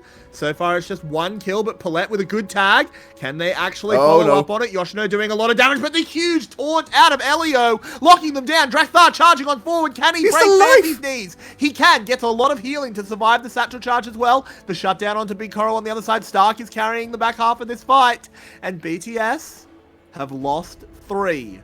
3 for 2, but the Herald went to BTS. How did Flash win this fight? Heroics from Stark on the other side. First, I thought Stark had actually misplayed his cards and went too far away from the fight where he got the perfect flank off. Still has his ult available even. So Stark with very good flanking. He played a little bit of Echo, I believe, in solo queue, because this is looking very well practiced. And now a 3-on-1 is going to be super scary to deal with, super hard to deal with in the side lane once he moves there. So that's what actually happens here. They get a lot of time with Yoshino and good damage on Glory. Of course, Glory just dies immediately, so they miss one of their main carries, which is very important. The re-engage from Palat, not great, because he gets stopped immediately. And it actually looks quite good, but what happens to BigKuro here?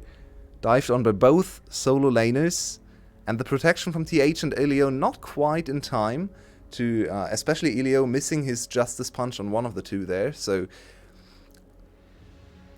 I'll say it's not that much of a mistake. It's more of good play from Stark and Yoshino to coordinate the flank and make it super hard for the enemy frontliners to prevent the dive onto BigKuro, I should say. So nicely done. And also securing the dragon. We talked about the dragon being super important. But there's another fight. We've got another fight, though, as Paulette cannot let it rest, as Yoshino gets knocked around a little bit, but I'm not sure that's where the direction you want to be sending the big Renekton. Into the backside does go Stark, but he can't get the ultimate off. He goes down before he presses R. 1 for 1 at the moment. TH died on the other side. It's a shutdown from the Echo. Big shutdown there, and no real reason to fight for Flash. They thought they could win the fight. If you win the fight, I guess, yeah, that's There was a great enough. reason. What do you mean? There was a great reason. Paulette's ult was off cooldown. Ah, yeah, right. My mistake. Yeah, that's all they need to engage the fight there. But yeah, they already got the dragon, so pretty risky to go for the fight there, especially into this strong and Udyr who can tank forever. But to be fair, no second item completed for BigKuro either, so I think if BigKuro has one and a half more items there, they probably get cleaned up. So Flash need to be careful.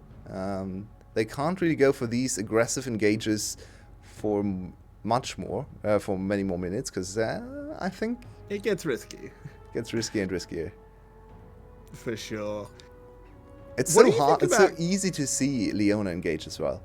The last fight worked because Leona was basically just a decoy, right? The real engage came from Stark and from Yoshino, while Leona just annoyed the enemy team. If Leona is the real engage, I don't think they can win the fight. What do you think about Kai'Sa going Kraken Slayer this game? I think this was a Gale Force game, personally.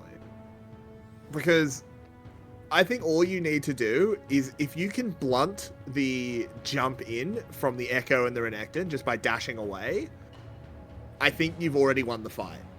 If you can blunt that. Yeah, I can see it. Excuse me. I think a lot of Kaisers just don't, just principally don't go for the Galfos anymore, which it's kind of sad. It's good to see item diversity all the time, right?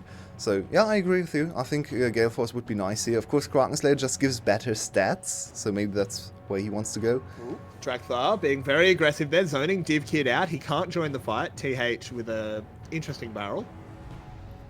And Drakthar is already losing a little bit of his advantage early on. He's 4-0. He has 2 completed items, still melting away on the mercy of Div Kid, so they need to transition the lead over to their carries, because Drakthar is not going to be useful for much longer. He's just a meat shield, just a stun bot later on. Of course, still deals decent damage, but especially in this composition where everyone is building MR just passively, also with the dragons coming up, the Udyr value is just going to decrease minute by minute. It very much is. Just waiting for, let's be real, Flash to pull the trigger on another fight at the moment. Baron is available, 21 minutes in, of course. Big Koro and Stark having a bit of a scrap. And I'm not sure who pulled the trigger, but it's Big Koro that puts in the bullets. Very good read from Big Koro. They knew the Stark ulti was down from the earlier mid lane fight, and I'm not sure if Stark was aware of the fact. Yeah, without his ult, he's actually just straight up losing to the ADC, especially if you look at the itemization. No armor whatsoever. If Big Koro doesn't get burst down by him, I think Big Koro wins all the time. He has more consistent DPS, and as you can see, Big Koro able to get another one there should be enough to finish his second item Collector coming in for the next big fight. That we should. Yoshino charging forward, really wants to make this happen. The teleports are being called, but the Renekton's already been chunked down massively. The Sterix has already been popped, but there's going to be a big parallel convergence. Big Koro instantly hitting the cleanse, but has to still deal with Stark on top of him. He's spacing the autos really, really well, but Elio has gone down, as has his Udyr. Big Koro has nowhere left to go. He spaced the autos well, but it did not matter. 3 members of BTS cleaned off the map. TH throws a party barrel, and they will be going straight to the Baron. And not only did they kill 3, they're also still super healthy, so that's an easy Baron. There's Pink Ward, so Informationist there. TH just threw his barrel for no reason, is now regretting the fact, but to be honest, he's tank Gragas anyway, so not a lot of damage. It's all on Glory. He needs to redeem his team. His team's on the verge of losing 0-2. Oh, there they go. There's the Shurima shuffle. Wasn't quite the shuffle, it was just the wall, but it didn't do enough. The Emperor's Divide was truly him. Going from the left and the right half of his body were divided. As Baron will be taken down, buff secured for all 5 members of Flash, and they look very, very good here in this mid to late game. And Flash on the verge of coming back into the season with a victory, and then 2-0 at that. They would still be at 4-8 in terms of game score, but the one series win would go a long way. They would actually tie BTS, winning the head-to-head there as well. So that's a super important game, not only for just coming back into the season, but also already for standing implications for series played. Only 10 to go. You really need to start winning some series here, and this would be a good start for Flash today. They are now up 2k gold, and another Mountain Drake. We teased the Mountain Drake being so strong in this composition. They are exactly starting to stack dragons when it's the worst possible time for BTS. It's all the Mountain Drakes going over to the side of Flash, so just build one MR item, maybe just boots, maybe just an Hex Drinker or anything, and then the enemy team basically deals no damage to you. Yep, it's a big problem. Glory really needs to turn on. He turned on in Game 3 yesterday, but he needs to do it here in this game too, as they won't have a Game 3 if he doesn't turn on. Yeah. And this Azir is going to be incredibly important. Yoshino and Stark take full control of the bot lane. They're going to try and counter-engage it in the mid, though. Meliodas does go gold. Drakthar chasing down DivKid. They all dive in on top of him. The Tristana is instantly dead. Stark has entered the fight, though. It's a decent Azir wall. Glory getting a lot of space bought, and this is looking good for BTS. They have cleaned up 1. Not actually sure where Stark went. There he is. He's dead. The shutdown goes over to Big Koro, and BTS fire back well. Very good engage from BTS. Nice coordination. We know they are very good team fighters, and if they get to the team fighting stage on even footing or slightly behind, there's always a chance for them to win. That was nicely executed. Divkid once again not flashing when his flash was available. But yeah, he has a very hard time dealing with the super fast Drakthar. Also BigKuro with nice patience, I'd say, waiting for the stun to hit and then immediately jumping on top of Divkid to secure the kill. If he did that a little bit earlier, Divkid could have buster shotted him away. So nice patience shown from BigKuro. He finally finishes the second item. Took him forever. BTS is not done yet. It's going to be difficult with all the scaling, all the comp disadvantages, all the dragon disadvantages stacked against them. But it's still BTS, it's still our late game team. So let's take another look. Let's have a look at how this one played out. Hey, look at Drakthar.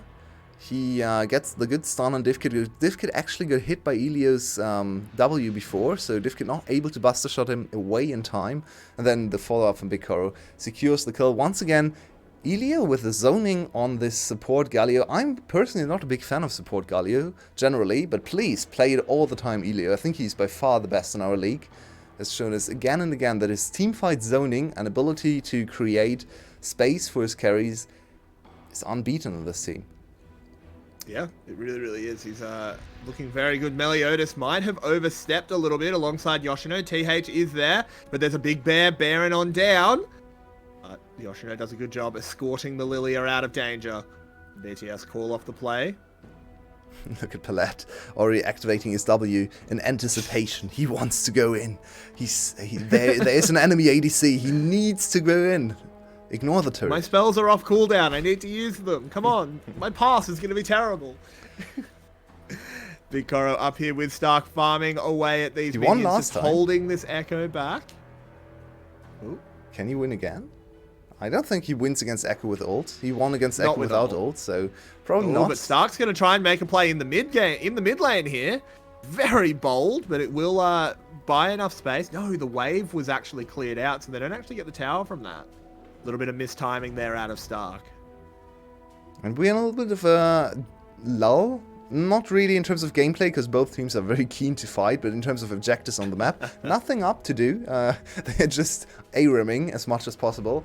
I like what BigKuro is doing, trying to catch as many waves in the side lane as possible. He's level 14 already. To be fair, Divkid also level 14, so very good experience catching from the ADCs, I guess. Very nice side lane play there to isolate them as much as possible, because it's going to be difficult to sustain against Stark once he's level 16. And BigKuro needs his third item as well. He's going for a little bit more of an attack speed route instead of the full crit damage, i.e. third item. Yeah, it's very interesting there, that decision, but he's still very powerful, of course. Ooh, nice. Ooh, BigKuro. Cheeky. Very well done there. You can feel that Flash wants to fight, but they just can't find the spot. So if you're wondering why this Azir doesn't have the Nashor's Tooth, I'm wondering that too, but there's actually a reason for that. So if he was ahead in this game, I think he still goes Nashor's Tooth, just because the item has so much synergy with the champion. But because he's this far behind and his team is behind, he went for the highest value build possible. Liandry's, a lot of free damage. Then we go for the Void stuff, which makes a lot of sense with all the MR coming in from the enemy team, from the dragons and so on. We talked a lot about that. So he kind of forwent the Nashor's Tooth in favor of going lethal tempo, so less lane control, but he's still going to hit the same attack speed numbers. Udyr charging forward, getting the stuns onto Palette, but it's not really the target you want to aim at. Melly looking for a flank. Nope. Doesn't hit the Swirl Seed. The Sun Disc goes up, and BTS advance their position. Yeah, look at Stark. Stark is causing a lot of headaches for BTS. They need to deal with him. He has Lich Bane. This turret is probably down. Yeah, he's quick enough. He could even threaten the inhibitor. Yeah, this is a little bit of an overstep by BTS. Yoshino doing a good job making sure none of them can really escape to go stop him as well. So he's just going to ignore the Gragas. Just ignore the Gragas. Don't fight him. Just take the inhibitor. What are you doing, Stark? Why? Not the decision that he's made, though. BTS can't force a fight on the other side of it either, so big win for Flash. They get that tower. Now it comes down to the Dragon. Glory goes in. The shuffle gets flashed, and Zonya's away from TH is coming in behind the play. Meliodas has gone down. This is a big win for BTS already. The teleport from Stark is going to be a little bit late. Oh, there's a double kill for the Kai'Sa. Big Koro looking good. They should move over. It was actually Yoshino teleporting in. My mistake. I'm sorry. Oh, both teleported in. A bear slap. A good barrel. And this should be Yoshino getting cleaned up eventually. He's fairly tanky, but they'll get through him one day. Yeah, they need the 80 Koro damage. Gets the third of the fight. This is so sad. They're actually going to win this game, but you can see how bad the composition is. When Bikoro is not there, it takes them forever to cut through this crocodile, because he has like 2 MR items, so that's enough. Bikoro needs to be careful. Divkid, I mean, and needs to be careful. Stark. Yeah, TH has a big flank here, and okay, Divkid, what were you doing there? AD Stark Div. is lurking. He's going to come out. He's going to try and make the hero play. Hits the chrono break. No, he doesn't have I an don't think ult. he can do anything. He has Flash still, and he's level 16. He might still be able to do something there. No. Instead decides to go for the turret.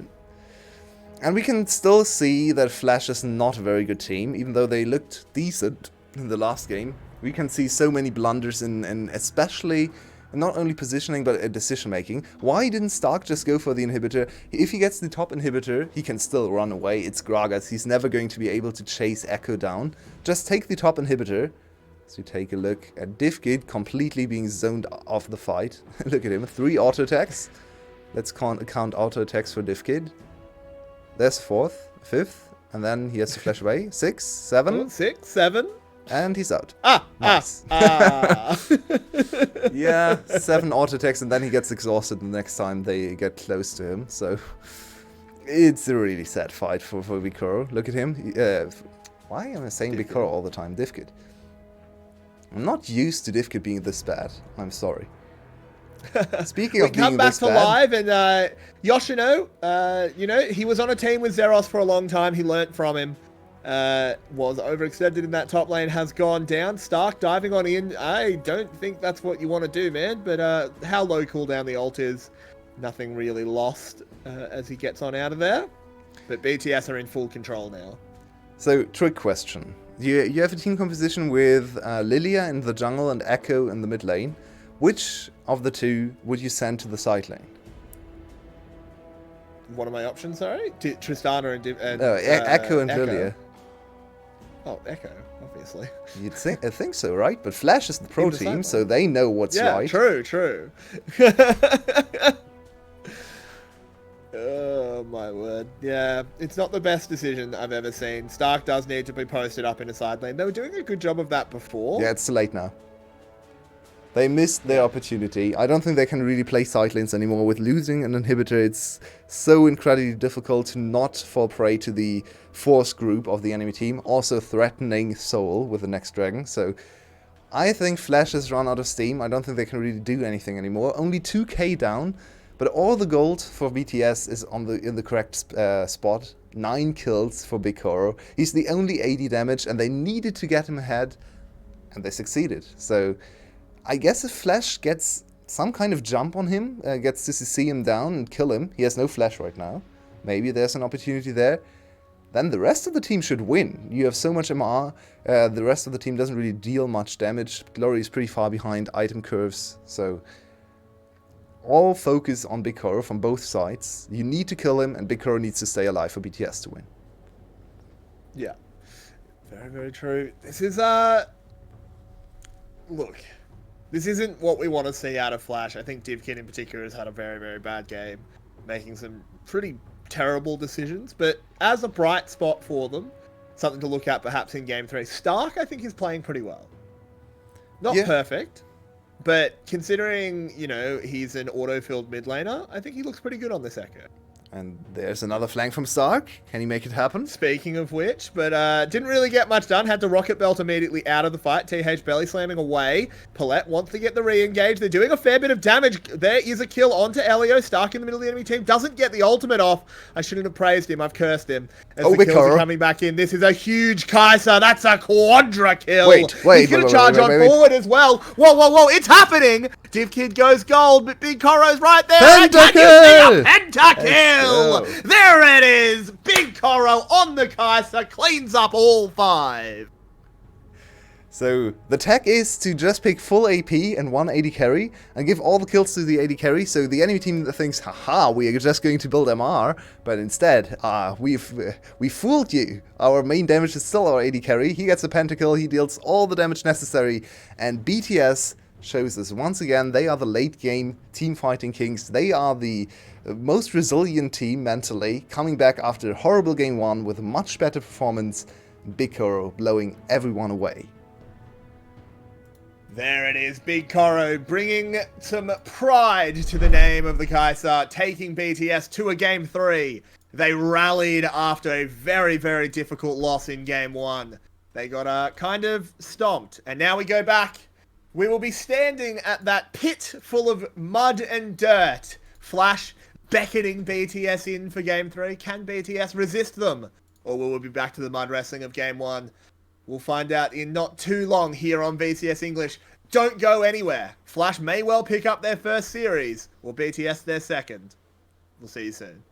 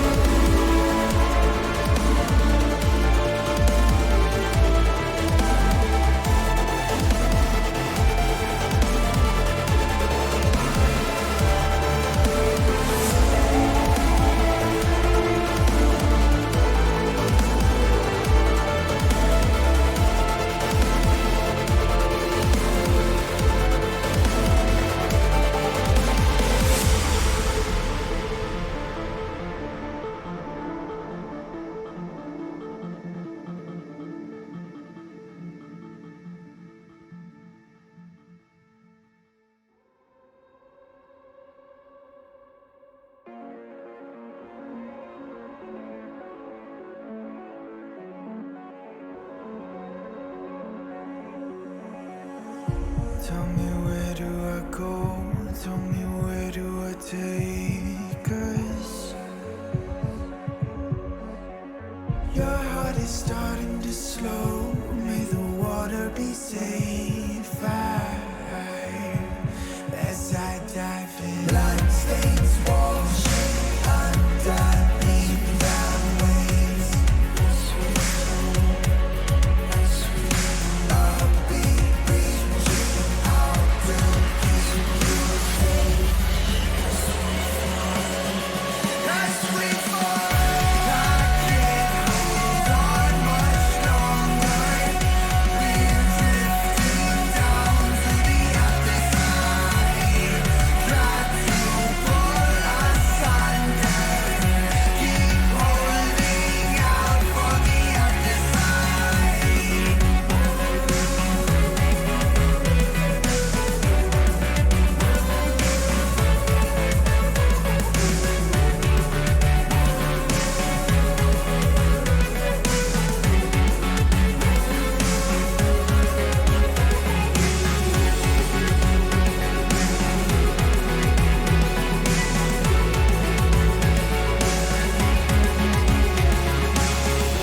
Tell me where do I go?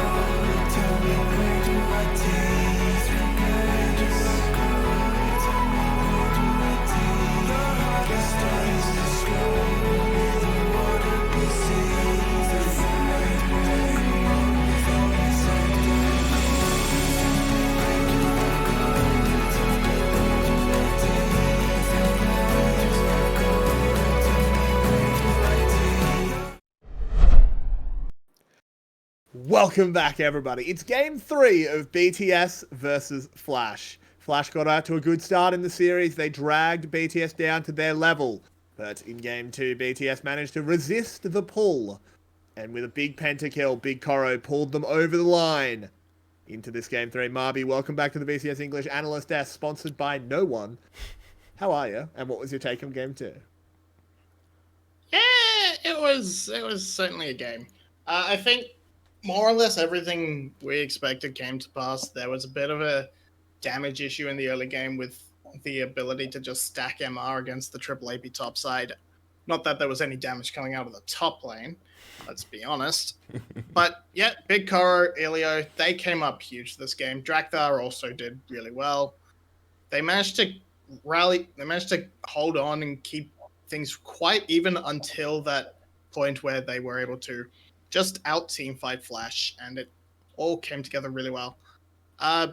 Big letdown for Flash's bot lane, but have to say, looking at the top side of the map, looking much better. Meliodas being much more proactive at playing around Yoshino. Stark looking really, really good for what our expectations are. So it's not like Flash are out of it, but it's game 3. And game 3 Flash is without a doubt the worst team in the league in our experience so far. So hopefully it's not a repeat of earlier this week where they get to game 3 and then just completely give up and stop playing the game. We'll have to say. They need this win. Both teams really need this win. It's a very important game. Even though the quality of games so far today, maybe not the greatest, you might think to yourself, yeah, who cares? These two teams, they don't matter in the end. But it's very important for these teams because whoever loses today is in a rough spot, especially if it's Flash, but also BTS. After such good performances early on, they still need the number to go up in the serious column, because only winning games doesn't do anything for you. Yeah. But it may be a case of Flash going to 0-5, and that's just unrecoverable. I think 0-5 is. I don't think you can ever recover from that. Yeah, and people told me Evo's got to playoffs last split after 0-4, but you have to remember they got to playoffs in a 6-team playoffs. They wouldn't have gotten playoffs in spring, so even 0-4 is very doomed. I think 0-5 is just straight up go next. Yeah, 0-5, you're locked out of playoffs. I'm pretty sure. Almost probably not like actually statistically, but like realistically, you're locked out of playoffs. Yeah, mathematically no, but realistically you certainly are. But let's head over into the champion select for the third and final game of BTS and Flash.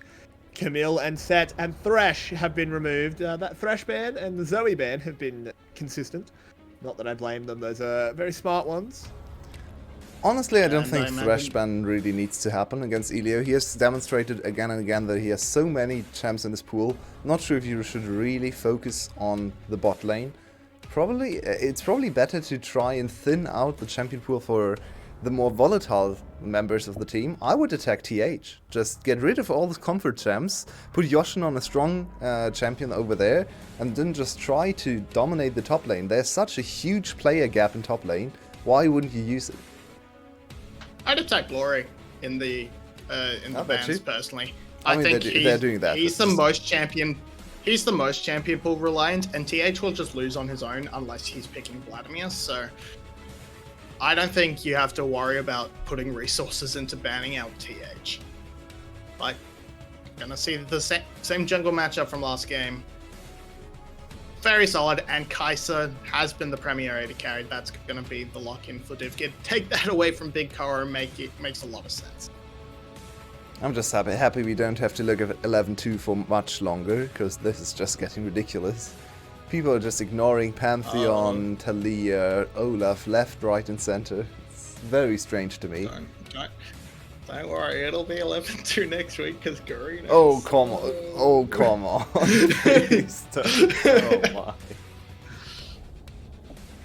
No, we'll probably skip to like 11.5 or something weird like that, but they're very sort of going for a decently strong early mid jungle duo with this Syndra lock in. Kind of early, in my opinion, to be locking that in. I would have just taken the Galio again for that flex option, but want to maintain a early game pick for Glory. That's what's coming out. if I'm Flash, I'd probably look to the Echo again, or the Renekton for the flex. That's been a standard R3 for them. But getting that, but the Echo being on the table isn't solid pick up against the Syndra, especially with the nerfs that have gone Syndra's way. Yeah, I'm not sure where Flash wants to go now. I don't think the Echo really worked in the end. He looked good in the start and for 1 or 2 fights, but then they kind of lost their way and didn't really know how to play team fights, how to approach team fights anymore. I'd like to see maybe something more comfortable for him, more like an Aatrox Renekton combo. Why not? Just go full Bruiserish, go full Kiaya 2019, double top lane picks. It can work for you. Mid. Yeah. Let mid. Flat mid, yeah, it's decent into Syndra if you know how to play it. It's not the worst. The big choice. question is, I don't think they know how to. Unlikely they can play that one. Let's be real. Yeah, there's also a lot of different tank options. You could go Scion mid is still technically a thing. Malphite, probably not as likely. What with the AP matchup, but definitely you definitely have quite a few options if you want to go for a more tanky mid laner. You could always run Galio yourself. You have the first pick potential here. Take Galio away from the hands of Elio, gives you that flex potential. Or you just pick now. So it's 2 top laners in the end if they lock this in. So I don't think you can pick Gnar into mid lane. So this would give away both positions as well. I've never seen a Gnar in mid lane. I don't actually think it's possible to play that. So I've seen a Gnar in jungle. yeah, they buffed that. It's was kind that of troll, right? but you can actually play it in normal games. So I mean, Flash at this point is basically degraded to normal games. So why not? Hey, I mean, look, they're potentially they're in a game 3 of this series. Let's not write them off completely. Oh, come on. Oh wait, did I And They've already already lose locked you? in. They're not playing. They are not playing Ivan time. Wait, it's TH. It's better than Cassiopeia top. Oh, that's Okay, another one. Karma Okay. top. Okay.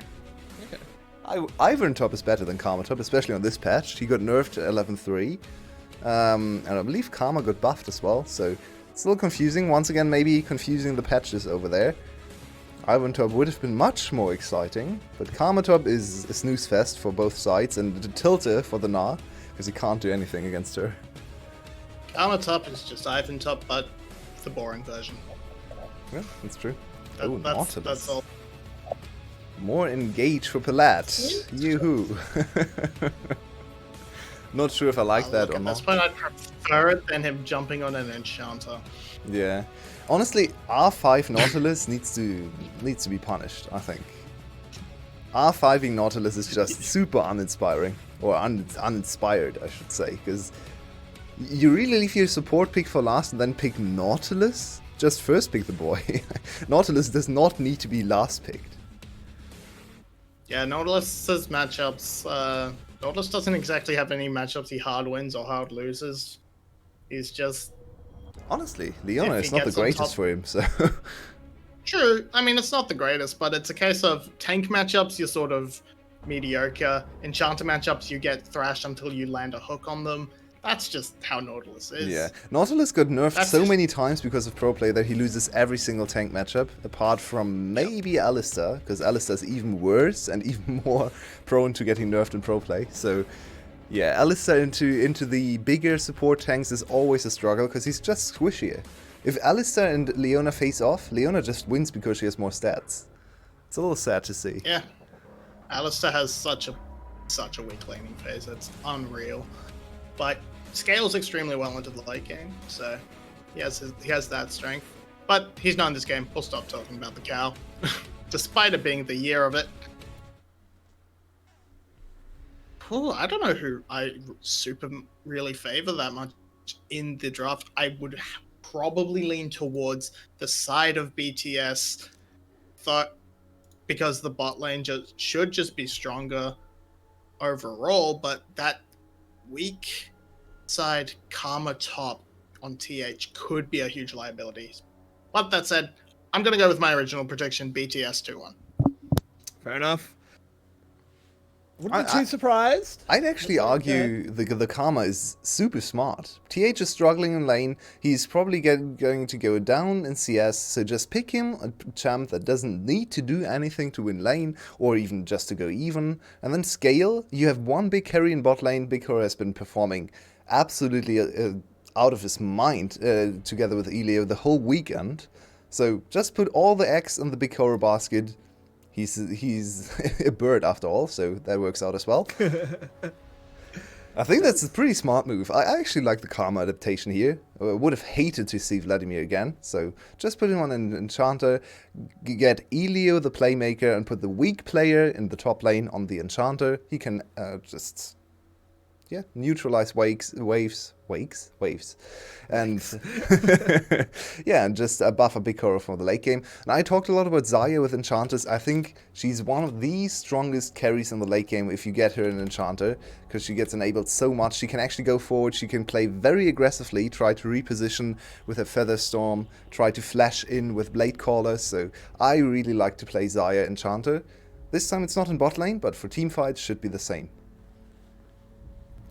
Yeah, I agree. I actually think it does make sense with him playing badly. Just, put him on Karma. He can just kind of chill out. He will be fine early on against Yoshino as well. He'll lose it out in the long run, but it's still range v ranged in the early game. Paulette and Elio having a little bit of a scrap there, just trading back and forth. You can already see the superiority of Leona, and she doesn't even have a W, so she's not even tanky. We can already see she's probably going to dominate this support matchup. It's also Xayah into Kai'Sa, which is Xayah favorite if played correctly. Kai'Sa can win short trades where she just uses Hail of Blade procs plus Q damage to win the trades against Xayah, but Xayah has more control. Good spot to grab though, that's very nicely done from Paulette. Well traded back by Big Koro though. They end up not too far separate on the damage in the end, and both ADCs are obviously very, very... Yeah, and Paulette so far struggled in laning phase. At least he doesn't die in level 1 here. They get the push early into Kai'Sa, which is something almost no one can ever claim for himself. We also get to see Drakthar with absolutely insane speed. He just finished his first jungle clear at 3:06. That is really good. That's actually practice tool level. I think you can get down to like 3:03, maybe 3:02, but 3:06 is really, really good mechanics in the jungle clear. And he's far ahead of Meliodas, who now has to go for the topside scuttle. We might be able to see Udyr clash into topside scuttle as well, because Lilia takes a while. Potentially, but he has to pass through this mid lane, so they know he's there, but Meliodas has pulled off the Scuttle Crab. So I think this early jungle clear might actually matter, as, he's going to be able to contest this topside scuttle. Drakthar was able to count creeps here from Meliodas, and knows the Scuttle Crab is still there, even without vision, because he can just look at the scoreboard. But Stark with a counter engage on Glory. Stark trying to zone Glory off, make sure this is a 1v1 between the junglers, but Drakthar's going to make it in anyway. Dealing a lot of damage back. This is a Crocodile in a lot of trouble. He's been skinned, as you say. Disaster has struck. The crab will go to Udyr, and Flash is off to a very, very bad start. Remake? Remake guys. This is Stark DC. This is the situation in scrims where you say, okay, let's not play this out. This doesn't make any sense. The game's over, because that is such a huge advantage for Drakthar against Meliodas. Meliodas hates his mid laner for everything he just did there, but it's not over. Oh, I guess VTV is calling it quits because we can't see the rest of the play. Observe us, man. Oh, there we go. God. There's been 2 kills. There's been 3 kills. Oh, my word. Meliodas away on a sliver of health. Everyone give a big round of applause for VTV. Yeah! Woo! We don't like seeing fights. Why would we want to see fights? Oh, good lord. Okay, Stark's TH, trying to find a okay. way out, but TH is aggressive. Glory pushes him back directly into the chain, and the Crocodile will be skinned again.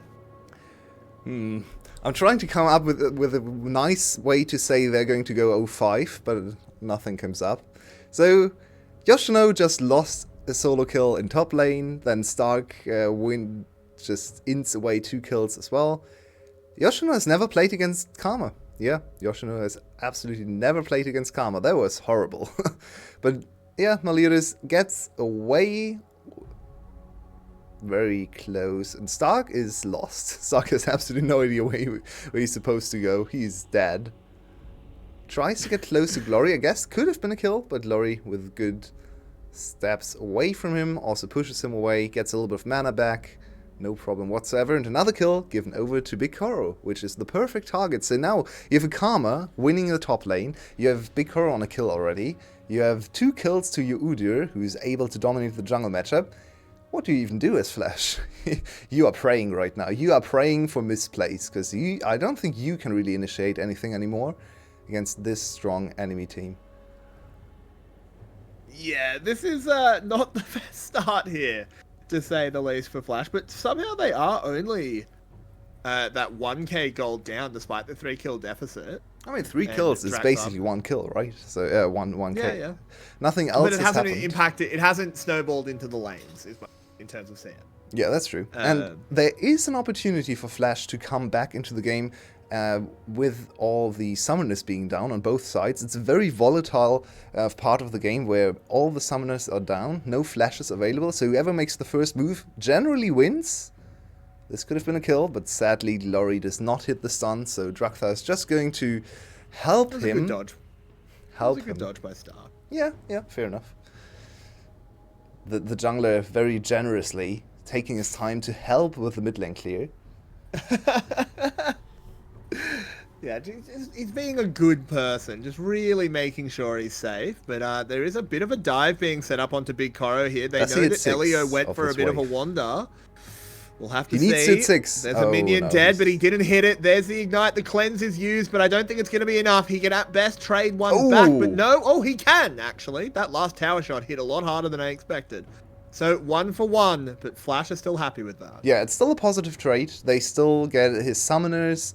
They deny another wave. They get a kill over to Divkid. Maybe it was even a shutdown. I'm not sure. I don't think so.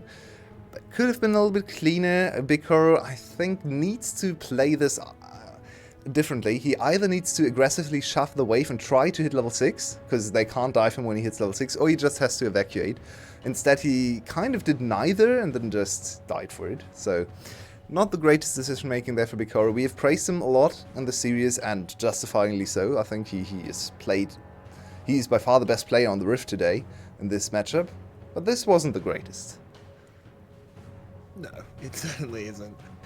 Looking up at the top side, we do have relatively even farm. Of course, TH did pick up that 1 kill in the mid game, in the mid lane, not the mid game, of course. So he's fairly happy here. Yoshino is just farming it out, but Palette having to flash and Spider Naught away does survive for now.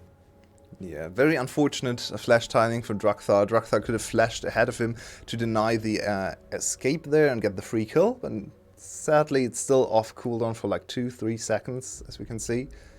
It's up now, so now Palette needs to be super careful. He's still level 5. Aftershock probably not available because he got procced in the last one. Did? I'm not sure. Maybe not. Maybe he didn't use the Aftershock after all. I don't think he would have. He didn't land any hard. Yeah, I don't think he actually stunned them, right? So yeah, he hooked away. So instead it's just going to be Platings plus Dragon. They're just accelerating everyone on BTS's side, playing a very safe game after the early aggression, waiting for the summoners to come off cooldown, which is the correct play. Maybe not the play you would expect from a VCS team, but the correct play if you look globally. So it's good to see some good play, and BTS for sure is one of our most defensive teams and one of the most disciplined teams, not the VCS craziness, not the solo queue style. I think last season they even ended up with something like a 0.75 combined kills per minute score, which is unheard of. Boring. Yeah. When Resident Sleep. When Gum is scoring 1.3, they are going 0.7. That is unacceptable, honestly. So there's a Balmy Cinder in that Karma inventory. Interesting. What do you think? It's Interesting? Frostfire. Very interesting.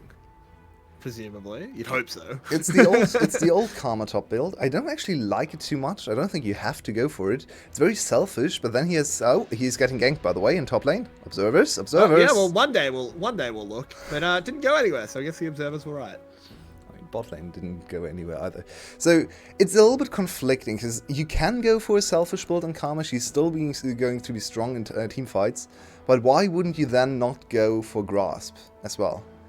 I kind of don't see the reason to not go Grasp and dominate lane if you go for the selfish build. Just go for the heal build. You're still going to be fine in lane. You're Karma. Karma can't be beaten in lane if you're not Brain AFK. So I don't think this is... So about a 50-50 shot for TH? Oh, rough.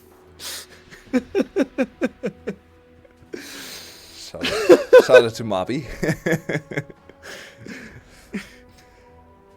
Well, yeah, he's now just going to do absolutely nothing, be tanky, but not super tanky, because he's still a ranged champ. So, yeah, I would have preferred to see the usual heal item. Okay. Tier also build. I don't think you need tier, for example, if you go for the enchanter build. Then the build is cheaper, you still get to control waves, Gnar can't kill you. Really doesn't make much sense to go tanky here. Yeah, it's definitely a very strange decision. We'll have to see how it works out. We haven't seen much top Karma. Of course, it is very much a fringe pick at the moment, so who knows? Maybe with the new items, this just is a pro the way tip for the Karma to go. For anyone who wants to play a little bit of Clash today and has to go to the horrible position of top lane, just pick Grasp Karma and win the game for free. It's not the most exciting... Color casters? How dare you say that about top lane? It's the best role. As a Rift Herald has been summoned up here in the bot side by Flash. Interesting timing on it. I have to imagine it was potentially running out, as it doesn't really get anything except the plates. But hey, the plates are nice. As a hook goes in onto Drakthar, that's a lot of CC being chained onto the Udyr. Ooh, the timing! He'll have a nap, but they can't actually snipe him. And the turnaround straight onto Paulette. Who is this Elio and what did he do to Lisa in the offseason? Why is he smurfing every single game? I'm so excited about the supports in our league. It's unthinkable, really, for someone who casted this 2019 VCS, that support might be our strongest position in the whole league. Yeah. We have some very, very good supports. He is really playing well this season so far, and he deserves to win another series together with his bot lane partner. Gets another perfect stun and a very nice kill over to Bikoro. It's once again the Bikoro show. He's behind in CS after the early dive, but 3 kills already. And it has to feel bad to be DivKid today, because not only is the enemy ADC outplaying you mechanically and in short situations and team fights, he's also not getting as much pressure as you, and you're still losing, so you know you're just the worst player. There's nothing he can tell himself to make sure to like convince himself that he's the better ADC today. Everything. Yulwei, you underestimate the power of the AD brain. Just go jungle gap, jungle gap. What's jungle gap? Jungle gap. Yeah, true. It's actually jungle gap, bot lane, so it's true. It's true. If you're an ADC player, don't worry, you are always good. It's never the ADC's fault, just blame your jungler. Easy peasy. Chat just pointed out very good farm from DivKid, and we have to praise him for that. It's almost 10 CS per minute, so he's doing well for himself. It's still that Bikoro is just doing the tiny bit better than him, so it's a very frustrating situation to be in. Honestly, DivKid can also claim sub-div, which is true today as well, so... Oh yeah. There's still some excuses for the ADC.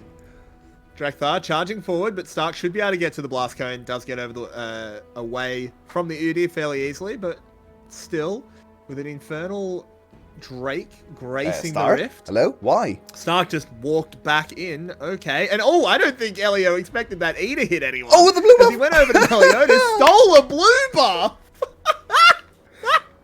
The tip of the sword went over the wall, and I think Elio had no idea he was about to zoop forward, but it works out very, very well. I don't think he even needed to flash out, honestly. I think he was just super surprised. He was like, what is happening? Why am I over here? Get me out. I would have loved to hear the comms at that moment. Can you please explain to me why Flash is just walking back? Yeah, Stark is walking back in after using all his abilities. Yeah, he aimed at Stark. Yeah. He had no idea. And he was completely blind. Yeah, there was no vision on that side. That was hilarious. That was just completely random. Also completely random, Flash just got 2 turrets on both sides of the map and is back to even gold. So BTS not doing quite as well as we thought they would after the early game start. Mid and top lane have been a big struggle for them the last 2 weeks, especially this week with mid lane looking rough. This is one of the better games for Glory this week, which already tells you a lot, because he hasn't done anything. At least he hasn't died. Where did TH die? Yeah, he just died under turret right there. He stayed under turret, got dove, turret, got killed. So. Of course, yeah. Yeah, of course. It's TH after all, I was right? just a bit confused. Because I thought he got solo killed, but Yoshino doesn't have a kill. Nah. If you get solo kill, that's karma. Is that us? Ooh, what is happening? Oh dear. Hello? I can still hear you, so... I can't tell who's lagging. Wait, well, I can still hear you, so it's probably not... Are you lagging? Hello? No, I'm Hi? on the phone. Hello? Can you hear me? It might be the stream of... It might be VETV. Yeah, I can hear you. You're fine. Okay, You can that's stream nice. hear us? Hello, stream? Stream went dark. It for might be some VETV. reason. Oh, okay. I think it's back. Okay, that seemed like it was a VETV Yeah. moment. It's all good. We're back in. Apologies. Just a little bit tricky. Sometimes VETV has its little hiccups, but we adapt, we overcome. Oh, we try at least. So that was scary after yesterday, try. but I think we're good. Yeah. We're good. Today it's not on our end, so apologies, but we should be in nice and fluid gameplay again.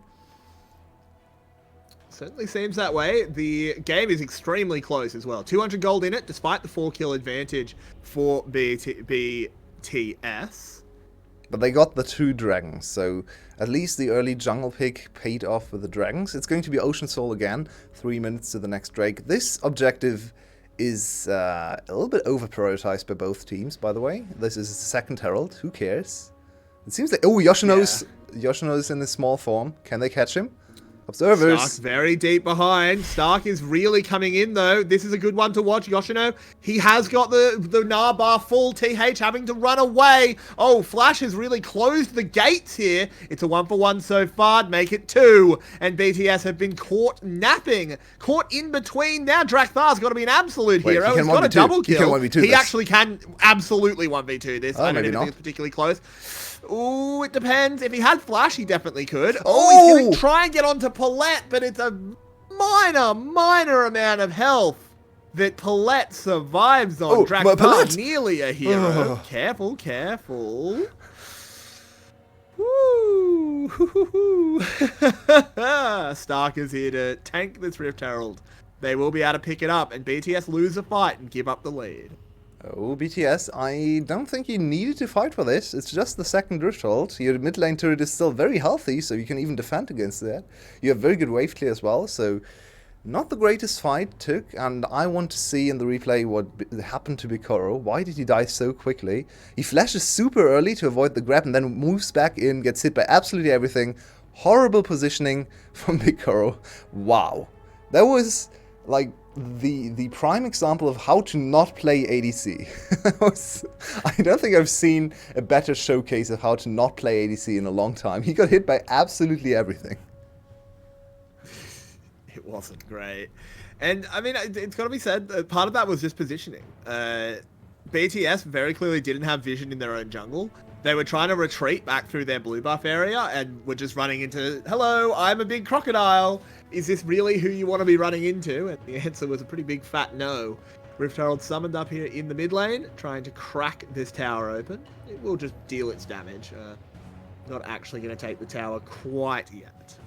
Yeah, Bikoro with some stutter step mistakes there. He stepped back into the side of the river where the Nautilus was. Nautilus didn't hit his grab because he flashed away from the grab, and then Nautilus still got to pull his ult off because Bikoro just stepped back into range of Nautilus. So absolutely no reason to do that. It was just pretty bad ADC play. After we praised him a lot, he is having a little bit of a bad mid game.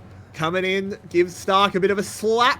Now they're going to try and chase him down. I think this Crockett... Are you serious?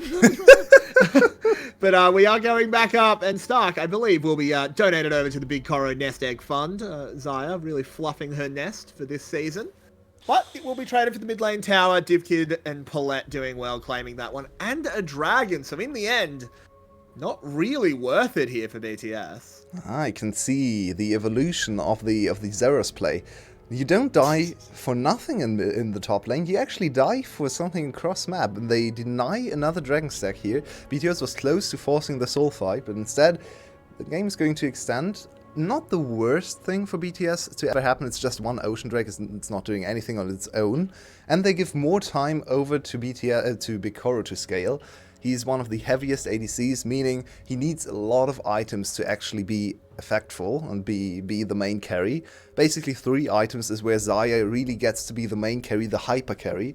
Before that, she's decent, she's very strong defensively, but she doesn't really bring the same damage as, say, as Jinx, a Twitch, someone else who's classified as hyper carry. So getting all the kills and all the golds, turret didn't go down, but still a lot of waves over to the Zaya is a good start and a good setup for the late game. For sure. Drakthar as well, it's got to be said, the Drakthar fan club having a good one today, as he is 5-2 currently. This Udyr has been super influential in every play. And we are at the 21-minute mark, very, very even. Now, there are two perspectives on that. You might say, well, Flash is statistically the worst team. Therefore, they should be very, very happy about being able to play it even. However, there's also those with maybe a little bit more knowledge where BTS getting to 21 minutes even kind of means they're going to win. Yeah, and BTS is historically the worst early game team in the league. Last season, they were actually absolutely atrocious at early game, way worse than OPG, for example. While still having a way better win rate, they were, I think, only second to Flash, interestingly enough. Flash was a very different team, but only second to Flash in late game execution. While this season, so far, their early game rating is actually pretty decent. 46.5% of games at 15 minutes are in their favor, which is way more than you expect from this team. And their mid-late rating is actually pretty bad. So they're only winning 40% of their games, while ahead 46% of the time.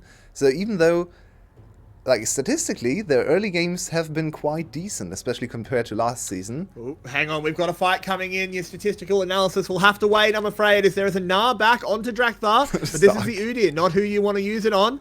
But he will be shut down. Stark is just playing zoning at the moment, and this is horrible here for BTS. 2 of them are instantly cleaned off the map. Syndra turns it around with a good use of the skill button. But I don't think they're going to be able to catch on to anything more, so Flash get a good little 2-for-1. Nice engage there. Once again, nothing really to fight for, so I wanted to get a few statistics in, but WCS is punishing me for my foolishness, wanting to talk about numbers when there's fight on screen. My apologies. Because Flash is immediately going to go for the Baron. This is risky, though. They still have a Karma with Flash and 2 carries. Glory getting poked out. Yeah, Glory taking all that damage is a bit of a disaster. 1k health on the Baron. I think just give this one up, BTS. You don't want to lose more on the backside of it. A good knock away by Stark, Glory. hello. But here is Stark. He has arrived with the teleport. Thankfully, Drakthar and Elio will get there in time to save Big Coro. But Stark playing very, very well on the flanks.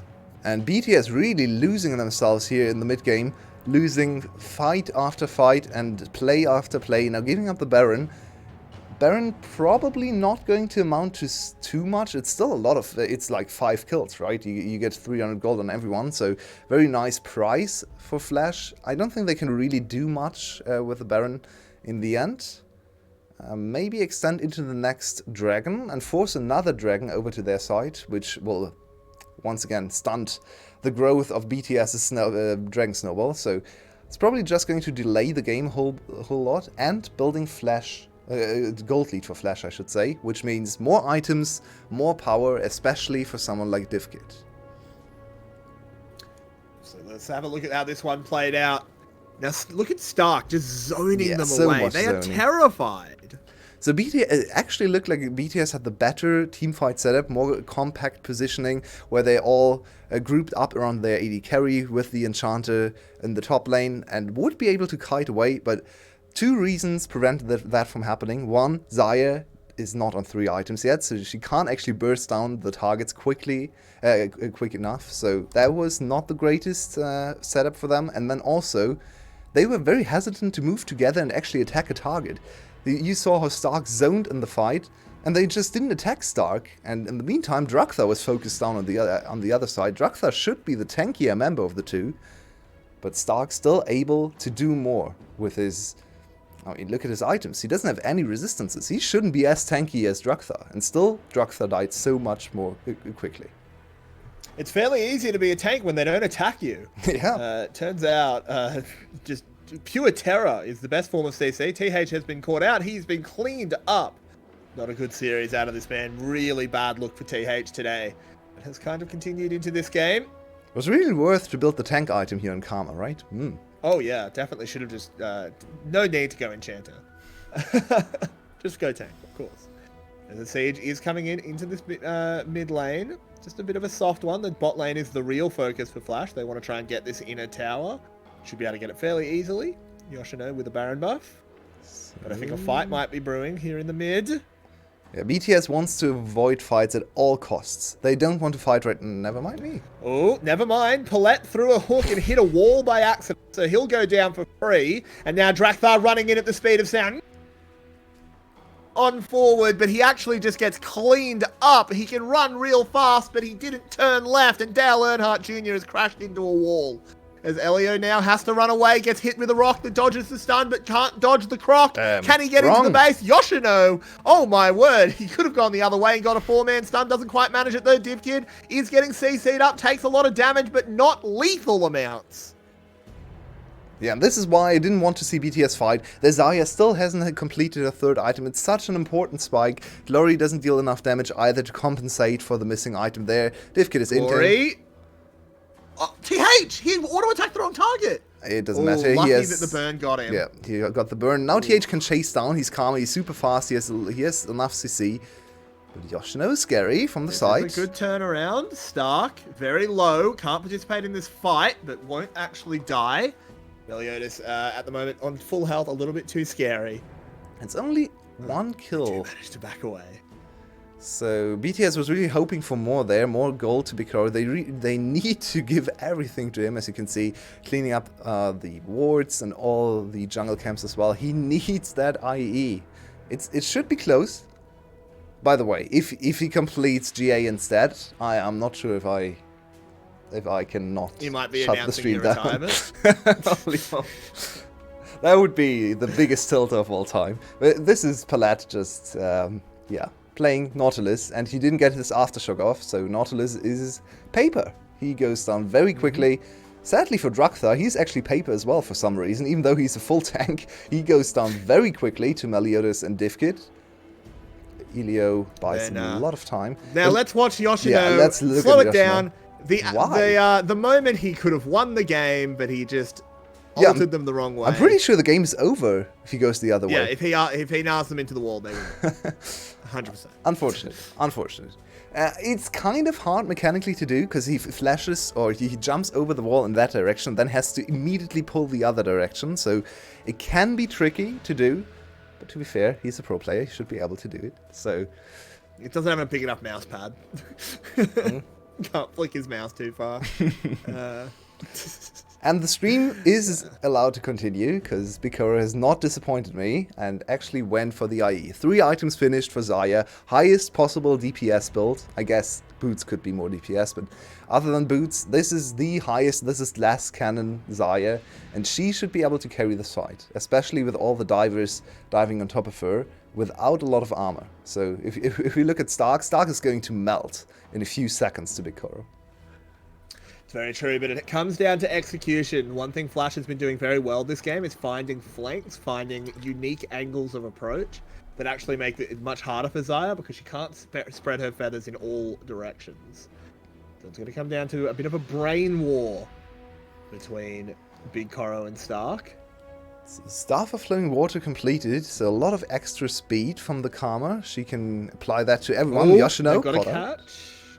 But he's too tanky. Drakthar will just back it off. Ooh, Stark from Elio, the I don't side. think he wanted that to hit. Yep, Stark is coming in. They need to collapse straight onto him.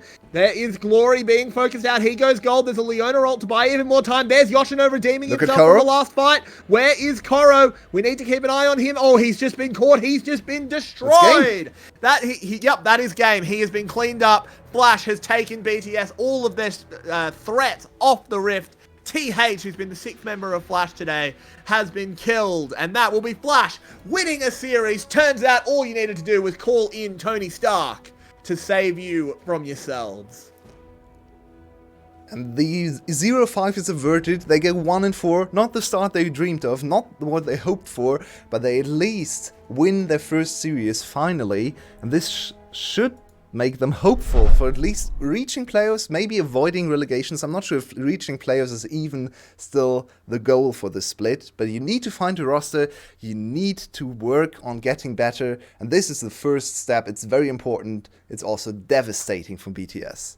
They were supposed to win this game, now 1-4, tied with Flash at the bottom of the standings, and very hard to get out of there. Yep, very, very difficult for them to escape this one. We will go over to our analyst desk just briefly to have a chat with Marby. What was your take on this last game and the series in general? It was going so well, but when they needed him the most, Big Koro actually came up and played his worst game of the series and probably one of the worst of the split. His positioning was just terrible this game. Drakthar didn't do that much either. Elio also kind of dropped the ball a little bit. So it was just the key members for BTS faltering at that final hurdle. Great news for Flash, though. They are on the board. Big step up from Paulette this game. Actually played a pretty decent game, but Stark and Yoshino were really the big stars from this for the game. Stark zoning was immaculate. Yoshino with pretty big plays on that Nah. Just very impressive stuff out of this. For sure. And over on the BTS side, I think there's a few issues that really need to get sorted out, particularly in the top lane. TH, if he's not on Vladimir, he looks really bad. This was a better game. This is supposed to be an upgrade, by the way, for BTS. They picked up TH. TH was still on EVOS last season, and he actually had some very decent games over at EVOS. In mid lane, sometimes in top lane. They were a little bit back and forth with their positioning on the map. But yeah, TH struggling once again. He's such a weird player. You never know if he's good or not. Remember his hero days where we praised him. He was the best player on the team over at QG. And now he seems to be the worst player on BTS. That's not what he wanted from his own career. Very rough series today. For sure. And with that, we will bring BTS versus Flash to an end. Up next, we do have the big dogs. The fearsome team of Garm. Taking to the Rift for the one time this week. They only play one series. And I know people have been waiting for them. But we'll be about half an hour probably. Go get something to eat, go make yourself a coffee, but be back in plenty of time for VCS English to bring you more VCS action right here in about half an hour. See you again.